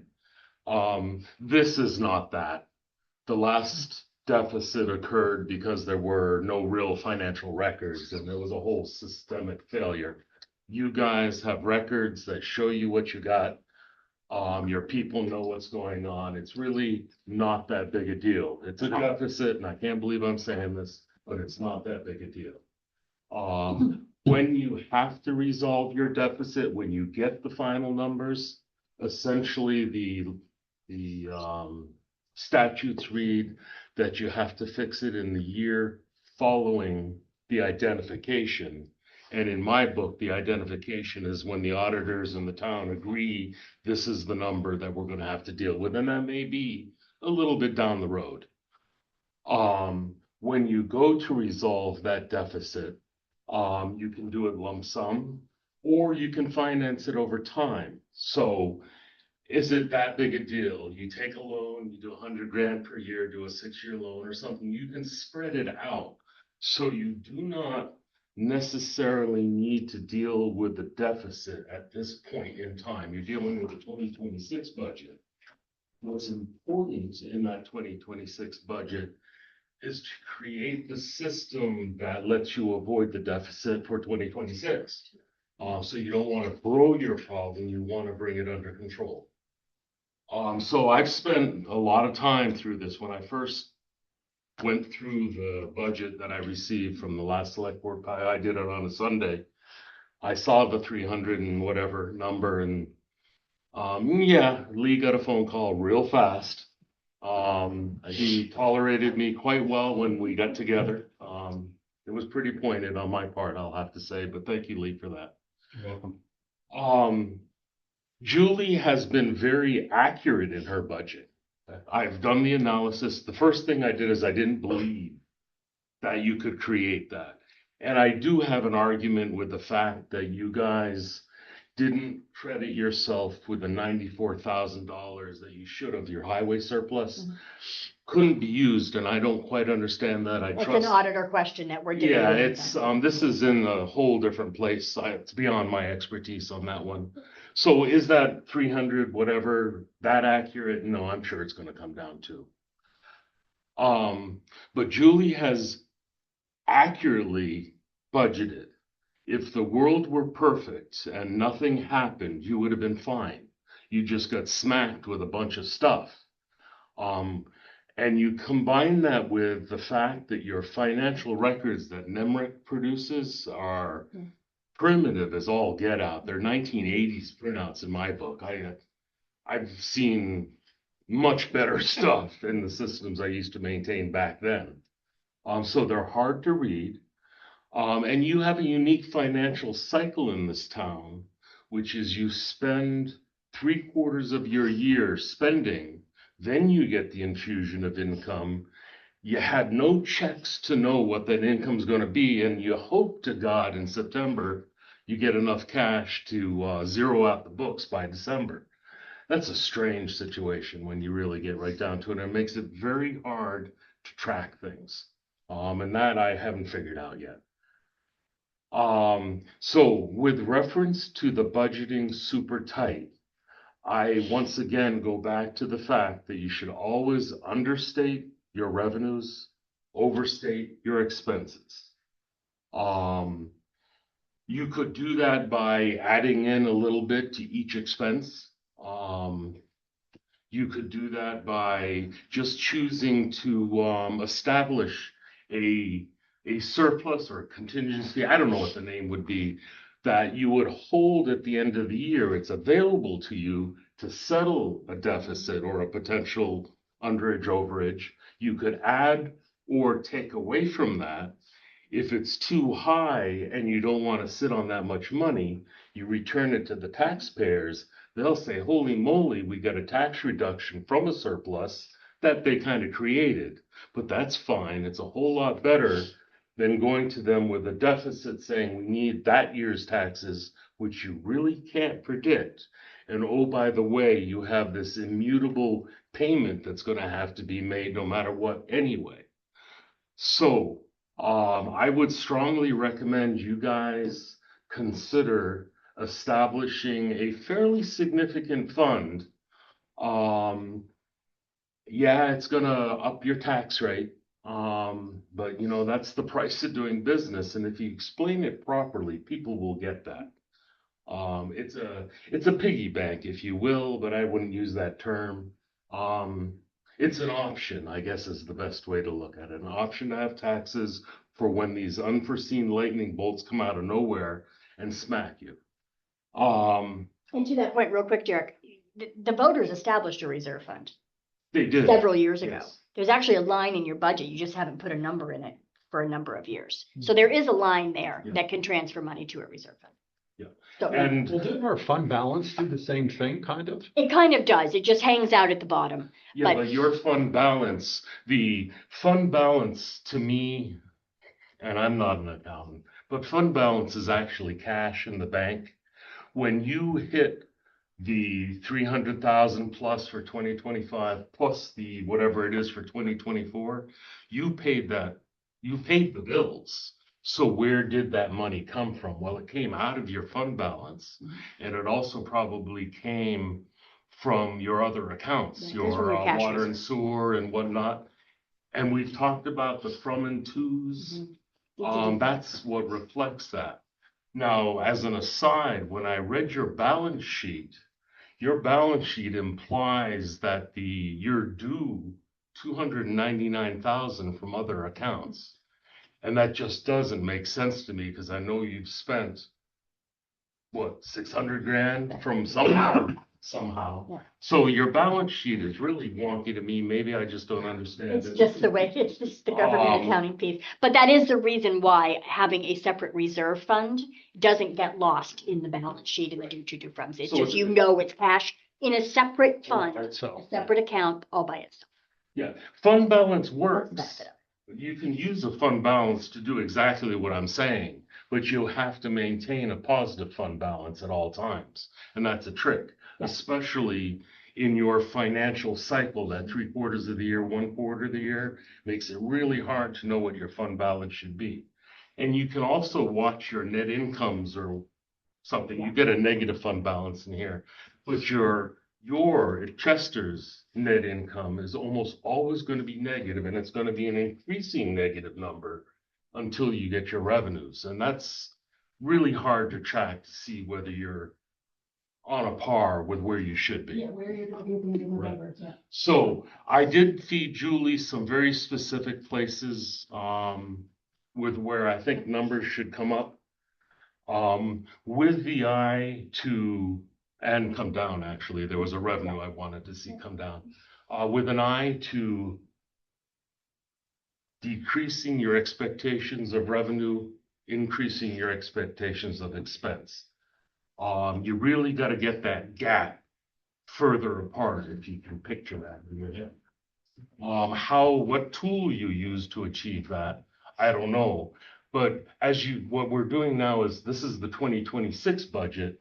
The job is to arrest it, try to figure it out, try to stop it from happening. And I think that's probably a pretty good way. The deficit will sort itself out. It's not the time to deal with that in a uninformed mode right now, because we don't know what it is, truthfully. And it will sort itself out. It could sit there in the backyard. Just let's not do it again. Exactly. That's the point of 2026. Right. That's the focus right at the moment, is how do we budget so that we do not have this discussion again at the end of the year? And that's where I need the direction and the guidance from the board on what is it that you're looking for? What are you willing to accept for an increase? What does that look like? And I will go back to the department heads again. We will have another conversation. Fencing can come out. We cannot do the cupola at the academy building. There's a couple of those things. Yeah. They're not going to be big dollars. I mean, the fencing total was like 10 grand. But it's 10 grand, right? It's still a number. Yeah, it's also philosophical trucks. Correct. Correct. But the question is, do you want me to take it out of the budget, or do you want me to leave it in the budget? We just don't do the work, and you're giving yourself a buffer. It's a way to No, give yourself. I'd rather establish a line for a reserve fund. We have one. We have one. You just gotta put money in it. So take that money out of those other lines And put it in the reserve fund. Yes, okay. Right, That to me makes the most sense. right. Well, and part of what Derek was saying, I had highlighted also were some of the incomes that we had compared this year to what we got in 2025. And then we're still anticipating a lot more than we had gotten or budgeted for the year before. Are you looking at ambulance? Well, I was looking at ambulance, and then there was interest income. Mm-hmm. I mean, we don't not gonna have. Because that again, much you interest. don't have your December. You don't have your December interest yet. Well, it says 75 for the budget for 2025, and in 2025, the actual was 57, but we're only budgeting 65, which is more than that. So you're saying there's gonna But be there's more still coming December into interest it. that hasn't come in. Correct. But I thought our interest was gonna be down a lot because we're not, we don't have that kind of money lying around collecting interest. Because we're taking out TAN notes, we're taking out other things. So we're Loaning money out to businesses and they have to pay us interest. where you get our biggest interest, Arnie, is from August, when tax revenue starts coming in, and then December, we have to pay it out to the school. So you have about 4 months there of where we have several million sitting in the bank. That's also when you repay your TAN, right? That you borrowed to get through January to September. So there is big interest that comes in those few months from August to December. Yeah. The problem is we have to pay most of that out in December to the schools, which leaves you short come January, which is why we do the TAN in January every year. Yeah, Well, and Yeah. and that's what I meant by going through this with. the absolutely, process. absolutely. So we could do that now, or you can come in and we can go over it. It's entirely up to you, however you guys want to do it. I'm fine with it. As a final thought, just on a personal basis, and I sometimes can't believe what comes out of my mouth, but if we had, well, seriously. Me every day. That's my life. You're ready to push the beat. Oh, I'm button. sorry. Well, seriously though, if there were a reserve fund that didn't be turned into a slush fund for pet projects, I would be willing to take a few cent hit. I don't know. I'd be willing to go pretty far as long as I knew that it was going to be used properly and it was going to offset future deficits. Correct. Unexpected stuff. Because a deficit is an expensive item. You're gonna have to have another audit to sort it out. You're gonna have to borrow. There's quite a bit of cost to a deficit. If I can put money in the piggy bank ahead of that, I actually think I come out a little bit ahead. Or emergencies or things that are completely unanticipated that you have no option but to deal with. Right. They're non-discretionary items. Yes, and I'm not saying a reserve fund to say, oh, we all of a sudden want to do a splash park at the Pinnacle. That's not what that item is for. No, that would have to be a budgeted discussion. Exactly, that's not what that is for. So you gotta use your budget correctly, but you gotta get that. You gotta get your. Well, if you start a reserve account, we can actually say, we could just make a statement like it's gonna be for the housing trust, boom, this is money. It's For only. deficit. I can't remember the rules that started that reserve account that we voted on. We established the reserve fund. And we said things about But it. we never came back to, the policy behind it. Oh, So the board will need to look at the policy behind it. Yeah, so it never really we never really got funded. That was the, But in but it's general- there. It's voted, it's there. You did, and it kind of all ended up dying because there was this whole debate back and forth about, what the funds were gonna be used for. It got down into the nickel and diming of the language to say, right, but we don't want too much money in there and we don't wanna, it got so wrapped up in the words that people couldn't look at the basic simplicity of it, which is, it helps you and it helps your fund balance. As long as it's used the right way. It has to be used, that's what the Which means policy. the language has to protect that. Correct, Yeah. but it got into so much language, it needed to be simple. And it got into all these words, and If you carry that was five- years you ago. carry 5% of the budget should be in like the reserve fund. You should carry 3 months worth of expenses is what the auditors recommend.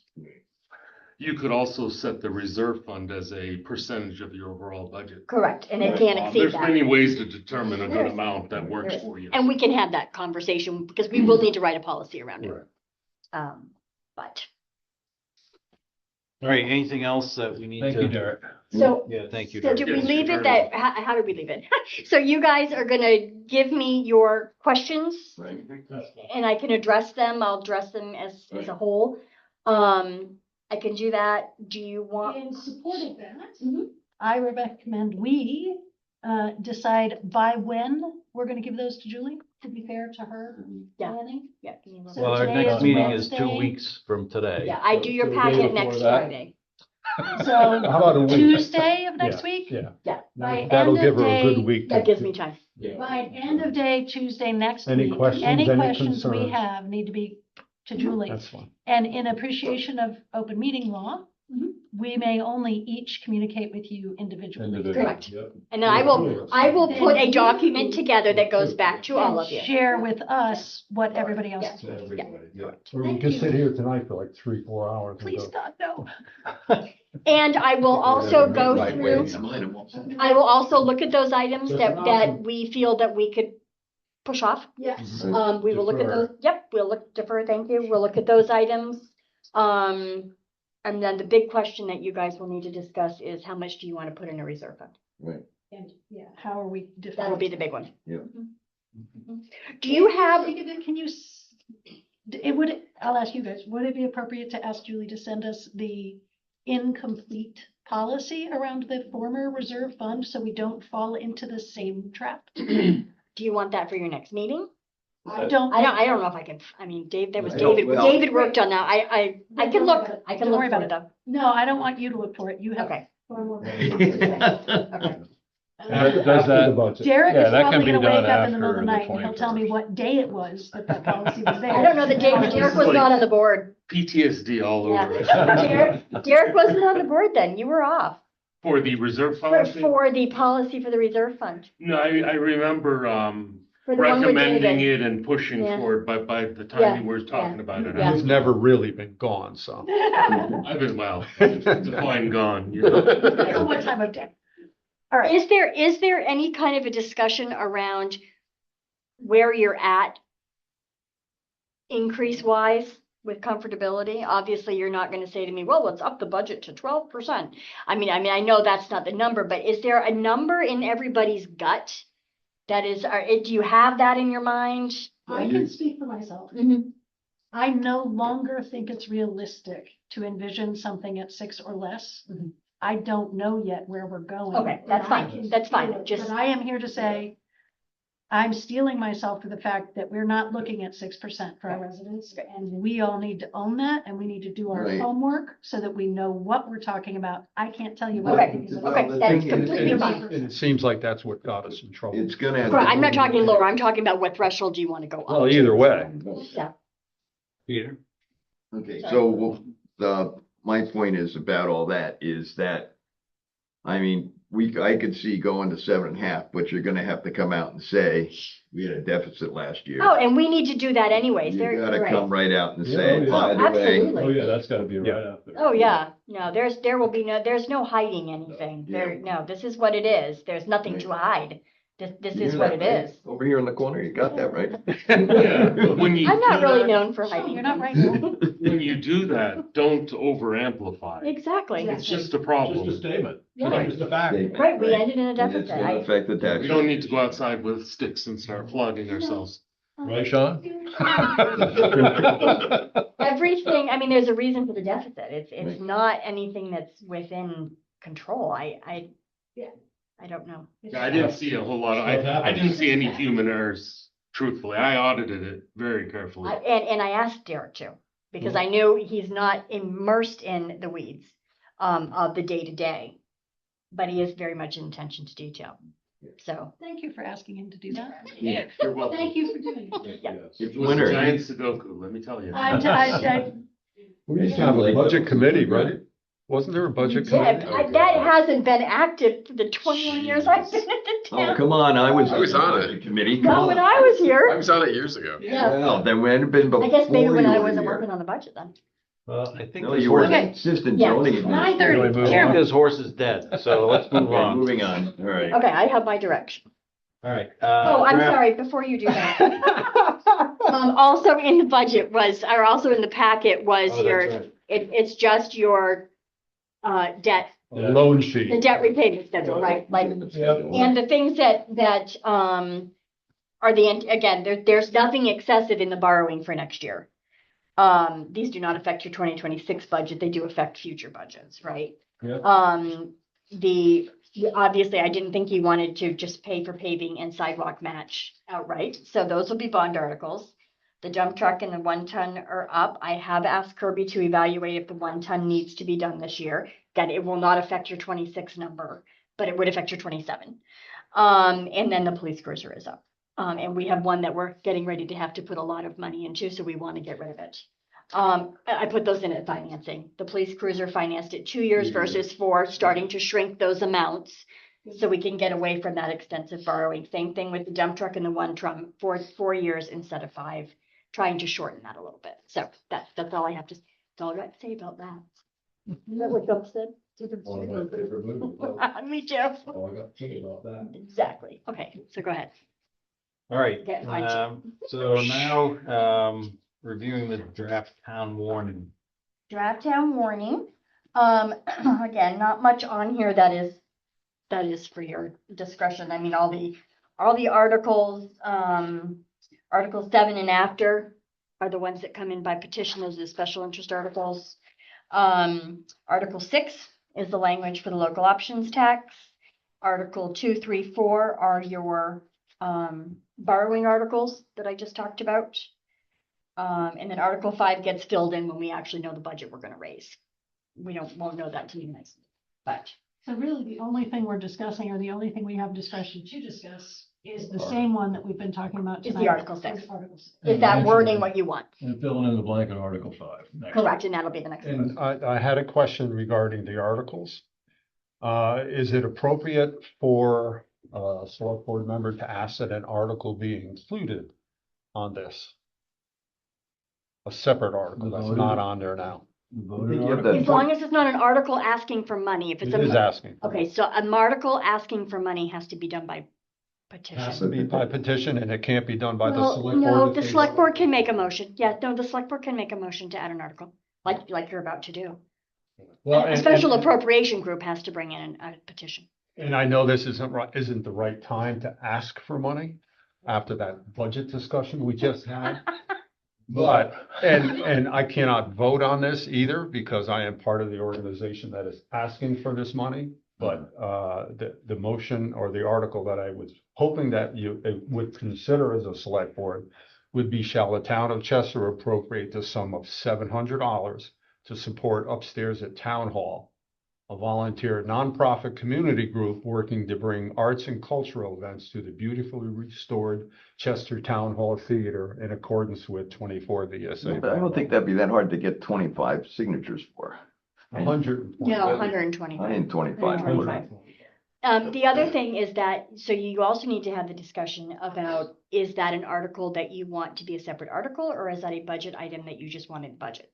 So like Stapa TV is a line in the budget. We don't make them go out and get petitions anymore. SRDC. We found economic development wise, they had a positive impact. They did work for us. So instead of making them go get a petition every year, several years ago, we just added it as a line to the budget. Well, I would So think that's up to the board, but yeah, and the organization would not really matter which, where the money came from or how it got there. Whether it be, the voters decide on it, which is fine also, or whether the board decided that it would like to put that $700 in the budget. up to the board. And I will recuse myself from voting on this because I am a member of this group. Well, the problem is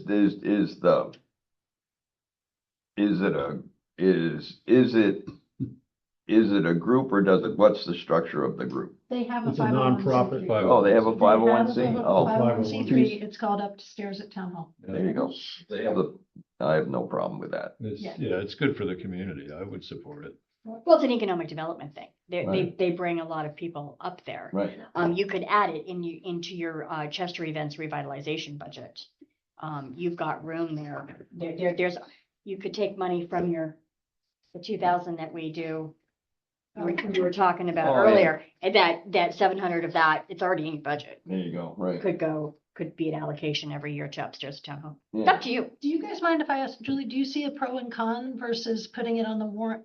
Just in your experience dealing with voters and clerks and everything else that happens with the town, do you see any pro or con between, Article 18, $700 for upstairs at town hall, and us deciding to allocate the money in the budget? Or I'd be happy to hear from actually anyone in the room.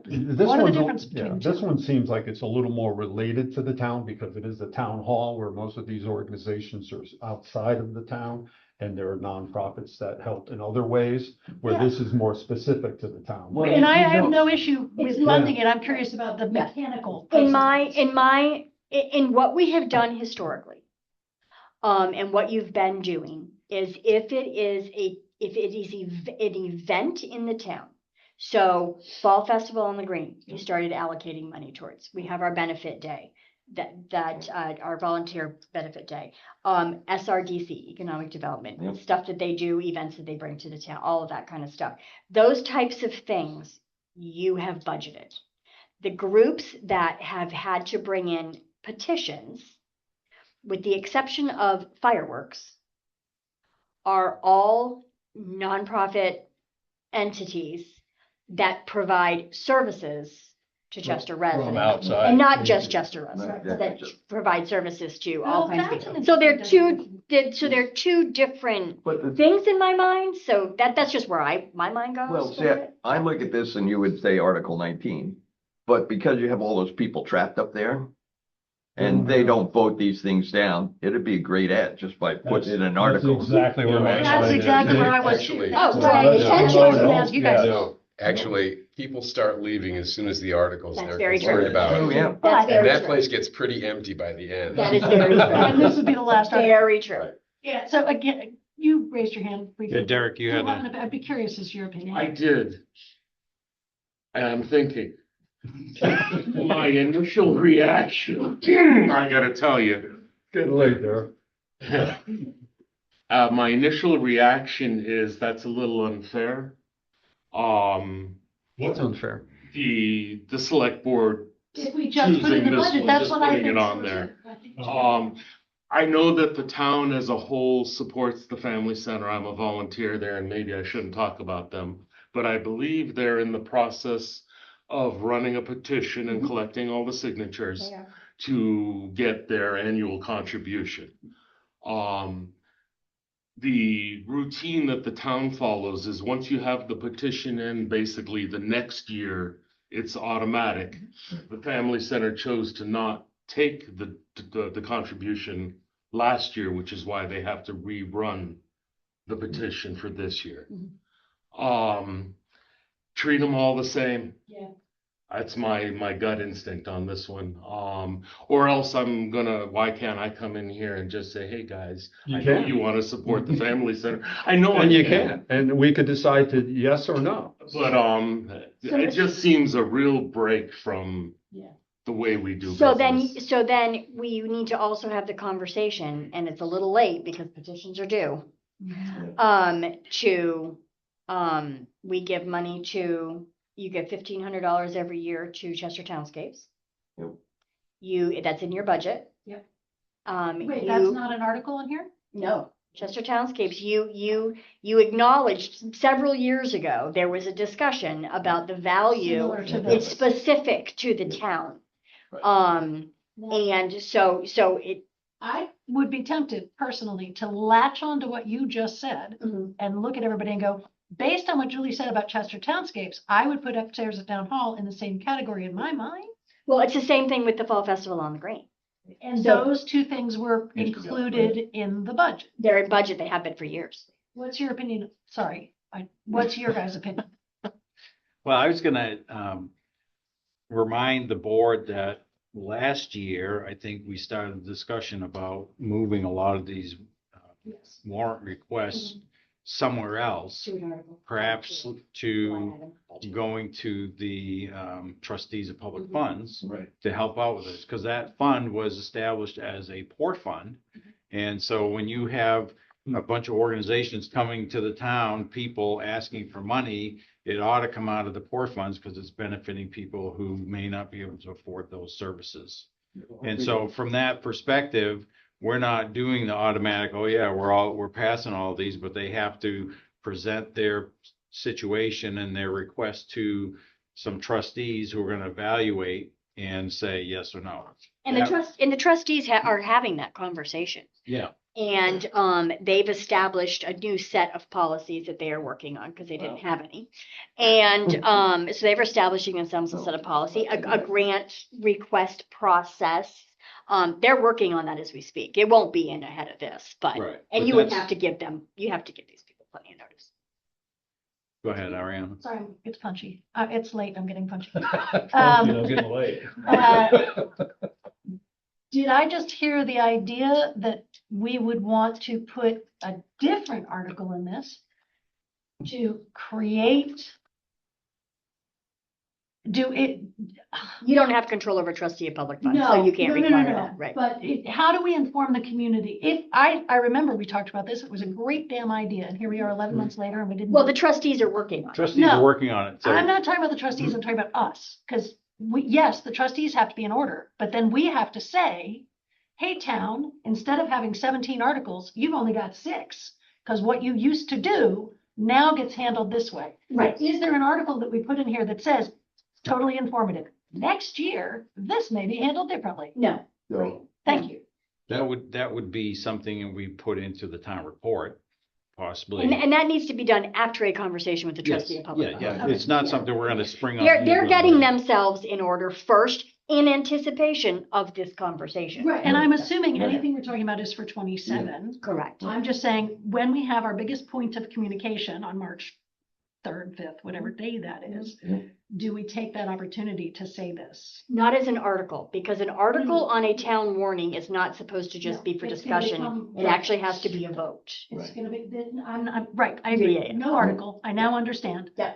On that night, I think it would behoove us to speak to, as we go into these articles, there's an idea floating out there that they would be done differently in the future. But if they get the signatures and they want to be on this, They can still do a they can petition. still do it, no matter what. Oh, They even if do we not have that new. Right. Yes. It doesn't matter. Anybody can get it, right, correct. Should we go back to town hall, to upstairs at town? hall? Yeah, so, my thought was that I would recommend that the $700 request come out of that $2,000 budgeted, Right.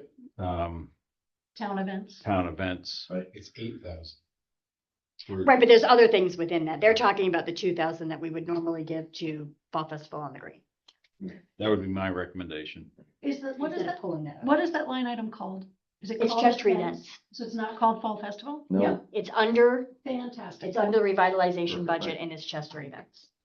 Derek, you had something you want to say? Grand Carnival's under there. you can ask the Yeah, I'm a question. little bit harder line on this than how I think you are, and we dealt with this 20 years ago. The special interests is what we called them back then, used to be a budgeted item, and it was almost like free money. People didn't have to ask, it just sort of came. And back then I advanced the idea that I believe that these special interest groups should have to petition every year for the funds. Some of the, I mean, we're giving out, it's only 40 grand, but it's 40 grand. It's a penny. It's a penny. It's the end of the right. year. And it's too easy. Yeah. My gut instinct is it's too easy. It should be a little bit harder. If people can't put together a petition with 125 signatures and then also show us their financials, And show up at town meeting. and show up at town meeting and To speak towards it, for sure. Well, there was the year Yeah. that they all failed because But also, nobody showed up. Derek, I would also say that when you say you're making it too easy, I kind of like that it's easy to help my neighbor, especially with most of these organizations. The fact that they can come and get the money and do the good that they do for our community in the area, I'm okay with that it's not that hard to make it hard, because they jump through enough hoops it is to take care of folks that are in need, so. I do understand that, yeah.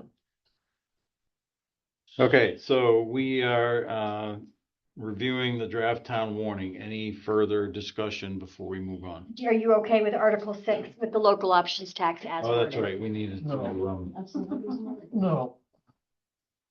So we stick in the upstairs and into the, In the budget, that's where. it's in the budget, yeah. thank you. So I would say, shall the voters establish a 1% local options tax on the sale of rooms, meals, and consumed alcohol for a period of 10 years? Revenue from the local options tax will be used to fund the Housing Reserve Fund, which is used to support the preservation. I have a question about that. What does that mean? That's language that just came from your bylaws. It's the mission statement from your bylaws. Of the Housing Reserve Fund. I think that might throw a wrench in things. I'm For the not sure preservation what and that production. means. So maybe just, exactly. maybe Yeah, just, it's like a renovation or Could we just do it something. in reverse order? just get rid of preservation, just I- to support I the would- production of yes, housing that's what and I would- increase opportunities for families and that's individuals to exactly access what I affordable was homes. saying. Yeah, just get remove rid the of word. Support the preservation. Yeah, The unknown, because that just sounds like, historic preservation. anything, yeah. Do you guys all agree with 10 years? Like 5. I like 5. Here's why 10. I think 10 has a higher chance of getting voted down. I think 5 has a higher chance of getting passed, but I'll abstain from there. I'll let you guys address, but. I just would like to see, I think it's really important that this succeeds. And I would hate to see the select board in 5 years from now be in a position of, or the housing commission to be in a position of, gosh, we're gonna miss an opportunity because we don't have the funding for it. I Well, understand. yeah, but I'm on just the other saying- hand, the select board has access to development funds, has access to the Windsor Mineral Funds, it has the access to those If funds. they're still there. So Well, we've the other- talked about seven different ways to spend that money. Well, you just have to stay on the board for 5 years. That's not up to me either. It's up to the voters. And so I think we should put it up to the voters as 10 years. I think part of the issue is that, we're thinking about this as if the local options tax was the only source of revenue for this fund. And it really isn't. So whether it says 5 or 10 or whatever, And whether it passes or not, I don't think that's the only source of revenue to fund the housing reserve. So from my perspective, 5 sounds like it would be sufficient. I think any kind of sunsetting is optimal in my view, but I could go either way. Well, the thing is, at the end of 5 years, it can be like most of the other towns, they put it in the general fund. Pay down their property tax. So if it expires in 5 years, then it has to go on the ballot for the voter. Right, you would have to revote it. Just to be clear, this body cannot approve this tax. It has to be Correct. by the It has voters to go of to the the town. voters? Yeah. Local options tax has to, yes, statute requires the voters. So Yeah. that's an important clarity. Yeah. And you're legally allowed to sunset it? Yes, we talked, I've talked to Jim, Jim gave me an opinion, and we also talked to the tax department that processes local options tax. There are towns who have done sunsets like this. Interesting. Yeah, we wanted to just double check and make sure that we absolutely can, and yes, we can. So Lee, I agree with you that there's other places to get this money from, but I think this is a valid place to do it. But do you think 5 or 10, 10. 20? You think 10? Yeah.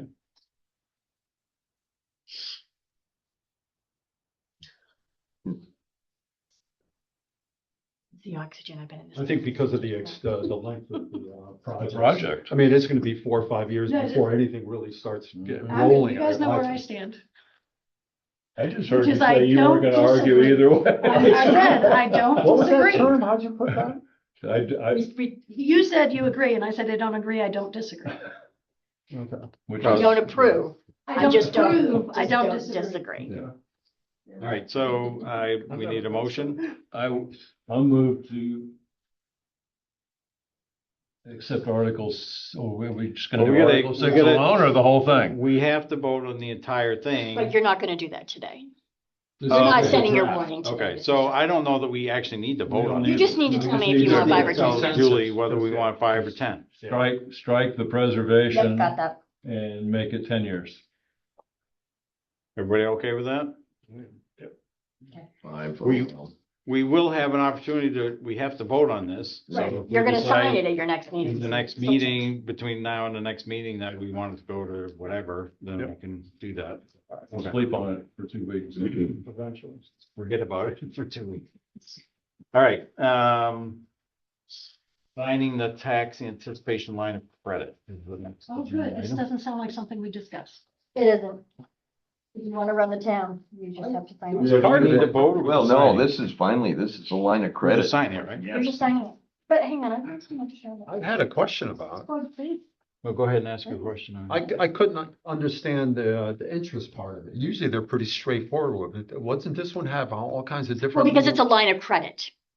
It's a line of whole credit, nother- so it's a line of credit, not an actual just loan. So So what happens with the interest rate is, it is technically a variable interest rate, Yeah. but it's not a variable interest rate like your home equity line of credit. See, well, Because I had this very long Yeah. conversation with the bank about variable interest rate. Yeah. So the way that because this is a line of credit for a term that is really less than a year, because we paid this back in October. What they said to me is that the variable interest rate on government lines of credit do not fluctuate as quickly. So anytime that they are anticipating, well, I have to trust the bankers on that, right? Well, that's a good- Well, they've served us well. They haven't No, lied I to me know, in the I past. Julie. So, if they are anticipating that we're going to see an increase, I get notified, and at that point, we can then convert what we have borrowed Into a loan. into an actual loan before the latest change.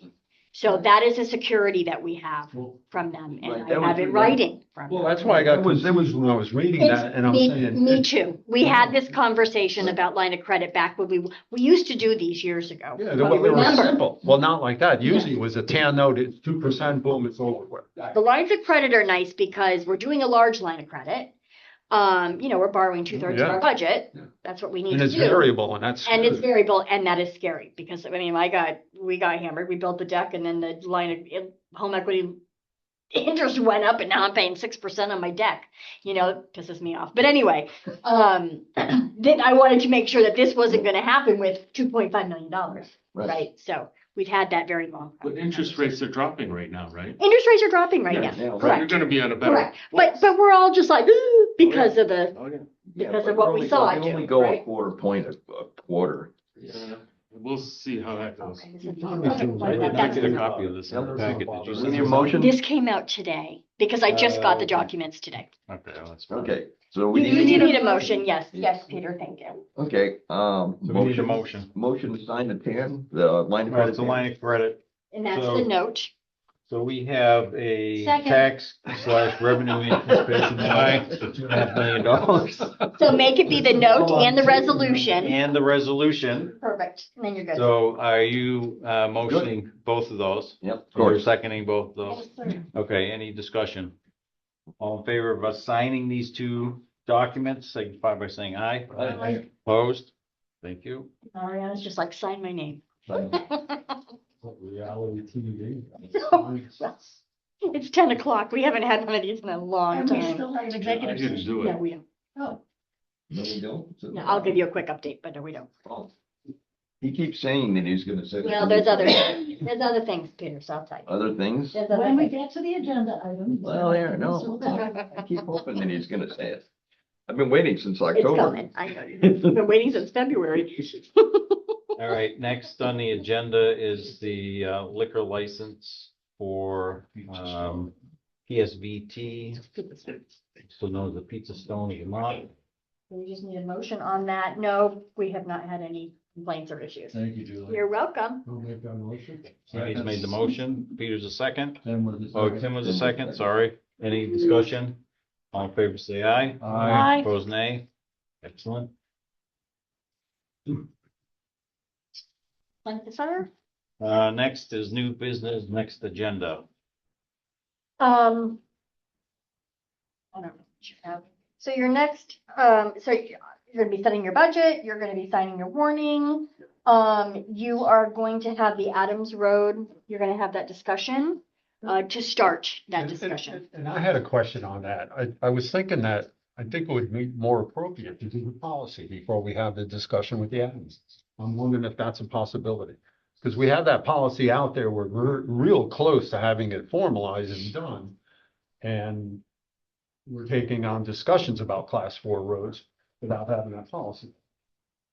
On that topic, so minor bombshell for me. Somehow a vacation got scheduled and I'm gonna be away on the 21st. I will zoom in. Okay. I can sign things when I come back, but I would really like to be a part of the Adams Road discussion We'll in bump that person. to if we February. could bump that That's out. fine, And I because- think Arnie's not wrong. I think it would make, it almost seems unfair to discuss one road and then if we're gonna adopt the policy after it. It seems like the policy should come first to me. And that's fine. And the whole point of your January, if you recall, the whole point of this discussion on January 1st was this very thing.